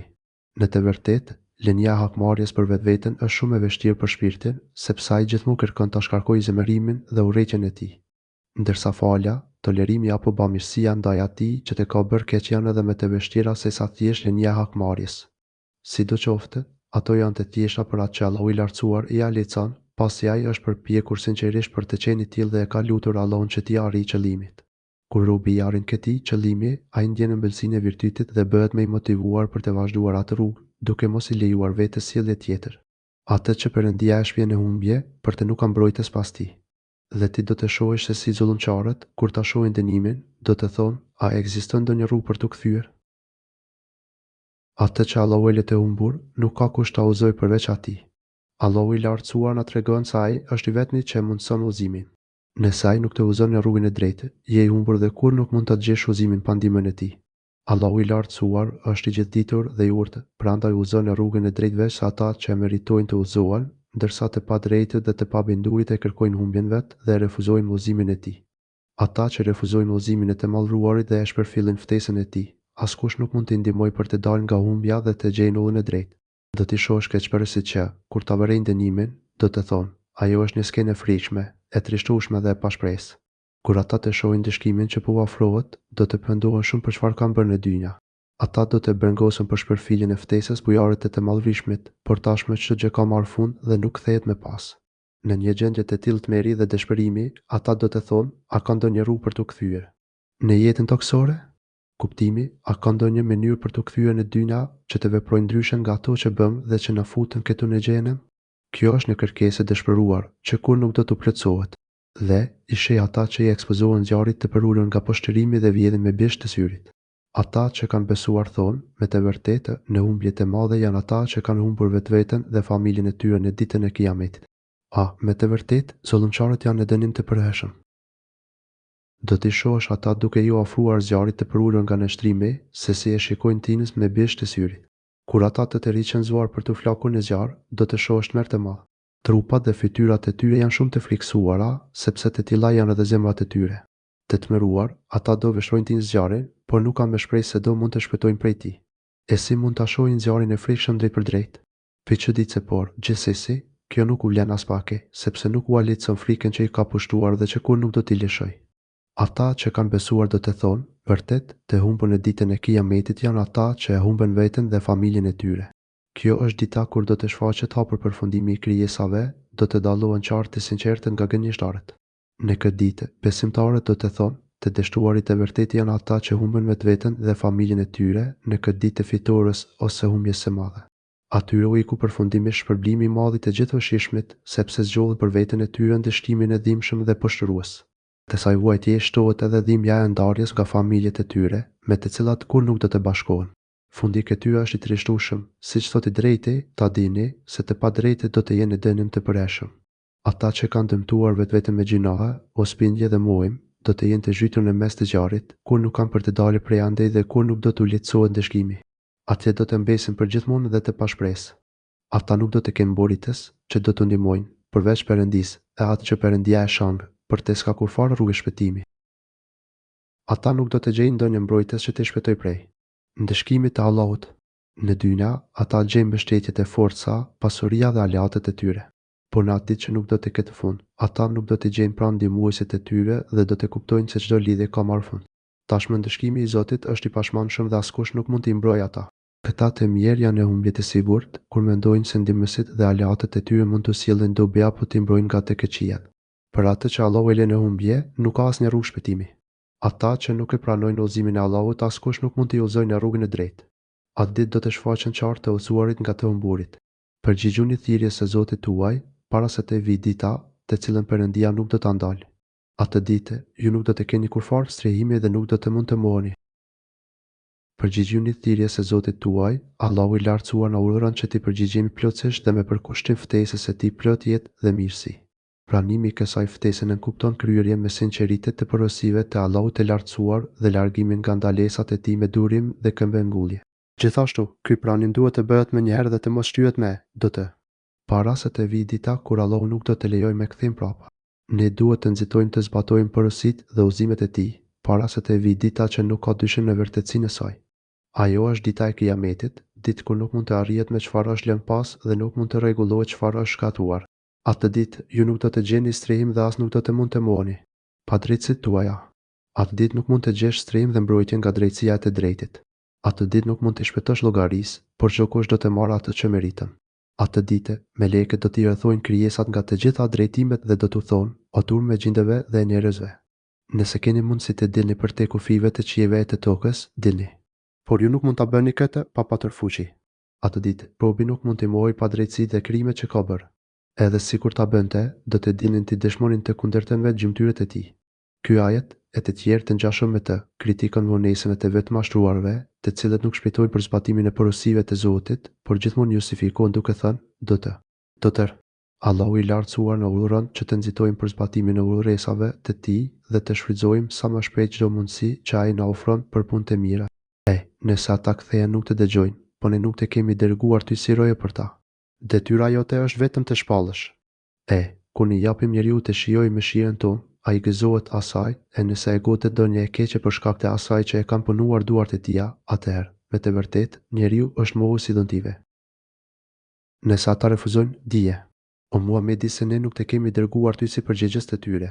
Kuptimi, nëse ata, pas qartësimit të plotë të së vërtetës, të kthejnë shpinën dhe shpërfillin ftesën tënde për në rrugën e Allahut, kujto që Allahu nuk të ka dërguar ty që të jesh përgjegjës për veprimet e tyre. Nuk është përgjegjësia jote që ata nuk e pranojnë udhëzimin e Allahut. Detyra jote është vetëm kumtimi dhe qartësimi të vërtetës për të. Ti ke për detyrë vetëm kumtimin e shpalljes. Nëse ti bën detyrën tënde të transmetimit të plotë të së vërtetës, do të marrësh shpërblimin tënd tek Allahu i lartësuar, pavarësisht ai përgjigjen njerëzit ftesës tënde apo nuk i përgjigjen, e pranojnë ata apo nuk e pranojnë. Llogaria e veprave të tyre është tek Allahu i drejtë, i cili do të shpërblejë secilin për çfarë ka bërë në këtë jetë, të vogël atë madhe, të dukshme atë fshehur. Me poshtë, Allahu i lartësuar flet për gjendjen në të cilat kalon njeriu dhe për mënyrën se si ai sillet në këtë gjendje. Vërtet, kur ne i dhurojmë njeriu nga ana jonë ndonjë të mirë, ai gëzohet për të. Kur Allahu i lartësuar, nga bujaria e tij, i dhuron njeriu mirësi të ndryshme, si shëndet, qetësi, pasuri, fëmijë, famë, ushtet, etj. Njeriu gëzohet. Allahu i lartësuar thotë, ai gëzohet për të, pra, gëzohet me mirësinë që ka, dhe vetëm kaq. Me fjalë të tjera, kënaqësia e tij lidhet vetëm me mirësinë e dhënë, ndërkohë që njeriu duhet ta gjejë gëzimin, kënaqësinë dhe lumturinë vetëm me Zotin e tij, me Allahun e lartësuar. Vetëm duke u ofruar pranë të gjithë mëshirshmit me adhurime dhe vepra të mira, vjen qetësia dhe lumturia. Edhe mirësitë e shumta që njeriu ka, nuk janë gjë tjetër veç se dhuratat e Allahut të lartësuar, prandaj ato duhet që ta shtojnë më shumë dashurinë dhe madhrimin për të. Nëse ne gëzohemi thjesht dhe vetëm me mirësitë që kemi, duke harruar Allahun e lartësuar që na i ka falur, kjo është vërtet një mosmirnjohje ndaj tij, që patjetër do të sjellë trishtim dhe vuajtje kur e godet ndonjë e keqe që e ka merituar vetë, atëherë njeriu bëhet mohues. I temi jave të Zotit. Kur njeriu goditet me ndonjë fatkeqësi, si sëmundje, parferi, etj. Ai menjëherë i harron të gjitha mirësitë që gëzonte para kësaj fatkeqësie. Sprovat vinë si pasoj e vetë punëve të këqija të robit. Madje, për shumë gjinohe, i madhërishmi fal dhe afatizon. Si kur Zotit të dënon të njeriun për çdo gjinot që bën, atëherë nuk do të mbetej askush mbi faqen e dheut, por Zoti i lartësuar është mëshirues dhe falës. Allahu e sprovon njeriun me qëllim që ai të kthejë rrugë dhe të reflektojë për mosmirënjohjen e treguar deri në atë çast, para se të vijë dita ku nuk bën me dobi reflektimi dhe pendimi. Por sërish, njeriu ka një natyrë mosmirënjohëse, prandaj sapo goditet nga një fatkeqësi, i haron të gjitha mirësitë që Zoti i ka dhuruar. Në vend të durimit dhe falënderimit, ai shpreh zemërimin dhe pakënaqësinë për caktimin e Zotit të urtë dhe të gjithëmshirshëm. Te Perëndisë janë pushteti mbi qiellin dhe tokën. Ai krijon çka të dojë. Ai i dhuron kujt të dojë vajza, e kujt të dojë i dhuron djem. Vetëm Allahut i takon pushteti i qiellve e i tokës. Pushteti i qiellve e i tokës është në dorë të Allahut. Ai krijon çfarë të dojë dhe vepron në krijimin e tij si të dëshirojë. Nuk ndodh asgjë në këtë gjë si pa lejen dhe fuqinë e tij. Është Allahu që rregullon çështjet e krijesave me urtësinë dhe mëshirën e tij, qoftë për gjërat më të vogla në dukje. Madje ai ka nën kontroll edhe ato çështje, sebepet e të cilave i ka lënë në dorë të krijesave. Është e vërtetë që njerëzit martohen me njëri tjetrin për të bërë fëmijë, por është i gjithë dituri i urtë i ai që përcakton se çfarë do t'u jap ose nuk do t'u jap atyre. Kështu, i madhrishmi thot, ose i dhuron dy gjinit, dje me vajza, e këtë dojë e bën steril. Ai, në të vërtetë, është i gjithdijshëm dhe i pushtetshëm. Ai krijon çfarë të dojë. Ai fal vajza atij që ai do e i fal djem atij që ai do. Ose fal edhe djem edhe vajza. Ndërsa atë që ai dëshiron e lë pa fëmijë. Me urtësinë e tij, Allahu i lartësuar i fal vetëm vajza dikujt që ai dëshiron, ndërsa dikujt tjetër i fal vetëm meshkuj, ose i fal edhe djem edhe vajza. Po ashtu, dik tjetër, siç Allahu dëshiron, e lë pa fëmijë. Çdo përcaktim i Allahut fsheh urtësi që ne nuk e dim. Ai është i urtë i gjithditur, prandaj ne duhet të kënaqemi gjithmonë me përcaktimin e tij dhe të shprehim mirënjohjen tonë për çdo gjë. Mirënjohësit janë të lumtur në çdo gjendje, ndërsa përshpuesit kur nuk kënaqen. Ai është i gjithditur, i plotpushtetshëm. Allahu është i gjithditur për krijesat e tij dhe i plotpushtetshëm për gjithçka që dëshiron. Ai ka përcaktuar çdo gjë me përpikmëri dhe saktësi. Asnjë njeriu nuk i është dhënë të flasë me Perëndin, ose me anë të shpalljes, pas perde, ose me dërgimin e pejgamberit të ngjillit e me lejen e tij, të shpall atë që don ai Perëndia. Ai, me të vërtetë, është i lartësuar dhe i gjithdijshëm. Mohuesit e Zotit dhe të profetëve të tij thoshin, pse të mos na flas vetë Zoti, ose të na sjell ndonjë shenjë të madhe. Piçudit se kjo që e vërtet një arogancë nga ana e tyre. Kësaj kërkesat e paturshme, Allahu i lartësuar i përgjigjet duke treguar se cilat janë format e ardhjes së shpalljes hyjnore. Allahu nuk i ka folur njerëzve përveç me anë të frymëzimit të shpalljes. Në këtë mënyrë, Allahu i lartësuar e jep mesazhin e tij duke hedhur atë drejtën në zemrën e profetit, pa i folur drejt për drejt dhe pa ndërmjetësinë e melekut të shpalljes Xhibrilit apo të melekëve të tjerë. Kjo është njëra forma e shpalljes. Forma e dytë është ose pas një përdeje. Në këtë mënyrë, Allahu i lartësuar i flet vetë profetit për pas perdes. Pra, profeti dëgjon krijuesin e tij, por nuk e sheh atë. Kështu i u shpall revelata Musait asë, i cili u quajt edhe Kelimur, përmban ai të cilit mëshiruesi i foli. Po këtë mënyrë i u shpall Muhamedit asë. Detyrimi 5 namazeve ditore kur u ngjit në qiell natën e Isras dhe të Miraxhit. Mënyra e tretë e shpalljes është ose me anë të një të dërguari. Meleku që i shpall me lejen e tij, atë që ai do. Allahu i lartësuar dërgon te profeti një lajmëtar prej melekëve, si Xhibrili apo ndonjë melek tjetër, dhe i përcjell atij çfarë ai dëshiron. Këtu Allahu i lartësuar bën dy cilësime shumë të rëndësishme, kur thotë se pari me lejen e tij, pra, jo kur dhe si dëshiron meleku apo njeriu, por kur dhe si dëshiron Allahu. Së dyti, ai cilëson atë që ai do, pra, atë që do Zoti dhe jo atë që do meleku apo njeriu. Vërtet, ai është më i larti, më i urti. Allahu i madhërisëm është më i larti në qenjen e tij, më i larti dhe i madhërishmi në cilësitë dhe emrat e tij, më i larti dhe i urti në veprat e tij. Para krenarisë dhe madhështisë së tij është nështruar çdo krijesë. Të gjithë janë krijesa të varfra, të nështruara dhe nevojtare për mëshirën dhe për kujdesin e tij, dhe vetëm Allahu është i lartësuari, i madhërishmi, që nuk ka nevojë për asgjë. Askush nuk është i parafort apo i ngjashëm me Allahun. Ai është urti që gjithçka e vendos në vendin që i takon. Urtësia e tij është absolutisht e plotë si në aspektin e krijimit, ashtu edhe në aspektin e ligjeve, që ai u solli njerëzve përmes librave dhe profetëve të tij. Po ashtu, ne ta kemi dërguar ty shpalljen. Ti me parë nuk e ditur se çka është libri as çka është besimi plot e librit, Kurani ne e bën dritë urfyes me të cilën uzojmë kënd të dojmë nga robëritu. Ti o Muhamedi, me të vërtet, uzon në rrugën e drejtë. Po kështu ne të shpallëm ty libër. Jetë dhe nës prej nesh. Kuptimi, ashtu si kur se u dhom mesazhe profetëve para teje, edhe ty po të shpallim këtë Kurani madhështor. Allahu i lartësuar e ka quajtur Kuranin ruh, shpirt, sepse ashtu si kur se trupi nuk jeton dot pa shpirtin, ashtu edhe zemrat e njerëzve nuk mund të jetojnë pa Kur'an. Ky libër u jep jetë zemrave dhe, nëpërmjet tij, njerëzit përfitojnë nga mirësitë e dynjas dhe të fesë. Kurani është një mirësi thjesht e dhuruar nga Zoti për profetin e tij dhe për besimtarët, pa asnjë përpjekje prej tyre, prandaj i lartësuari i thotë: ti nuk dije çfarë ishte libri dhe as ishte imani, kuptimi, para shpalljes së Kuranit, ti nuk dije gjë rreth librave të mëparshëm të shpallur nga Allahu i lartësuar. Ti nuk kishe dieni për imanin dhe as për ligjet fetare të kaluara, të përcaktuara nga Zoti për profet dhe popujt të ndryshëm. Ti ishe thjesht një umi, që nuk dinte shkrim e lexim. Megjithatë, është Allahu ai që të përzgjodhi ty për të dhuruar këtë libër madhështor, këtë dritë, me të cilën njerëzit shohin dhe gjejnë rrugën e drejtë të adhurimit të një Zoti të vetëm, por ne e bëm atë dritë, me të cilën usojmë në rrugë të drejtë atë që ne dëshirojmë prej robërve ta. Nëpërmjet Kuranit, njerëzit shohin të ndriçuar rrugën për të shkuar tek Allahu i dashur dhe i lartësuar. Drita e Kuranit largon errësirat e kufrit, të idhujtarisë dhe të çdo lloji devijimi. Ai është drita që e shpëton rrugën nga errësirat dhe vëminat e dëshirave të shfrenuara dhe të poshtra, që sjellin vetë se shkatërim dhe dëshpërim. Nëpërmjet Kuranit, adhuruesit e Allahut shohin qartë realitetin e kësaj bote dhe e trajtojnë gjithçka ashtu sikur se meritë. Ai është rruga e drejtë e Allahut dhe nuk ka rrugë tjetër që të afron tek ai, veç asaj që është ndriçuar nga ky libër. Pa dyshim, edhe ti uzon në rrugën e drejtë. Allahu i lartësuar e përvizon dhe inkurajon profetin e tij, duke i kujtuar se edhe ai si profet është udhëzues për në rrugën e drejtë. Usimi që bën një profet është qartësimi plot i rrugës së drejtë, me fakte dhe argumente të pakundërshtueshme, duke nxitur njerëzit për ta ndjekur këtë rrugë. Pjesë e udhëzimit që bën profeti është, gjithashtu, edhe sqarimi i rrugëve të së keqes dhe thirrja për t'u larguar prej tyre. Pastaj Allahu i lartësuar përcakton me mirë se cila është rruga e drejtë. Në rrugën e Perëndisë, të cilit i përkasin çka ka në qiell dhe çka ka në tokë. Dhe ja, te Perëndia kthehen të gjitha gjërat.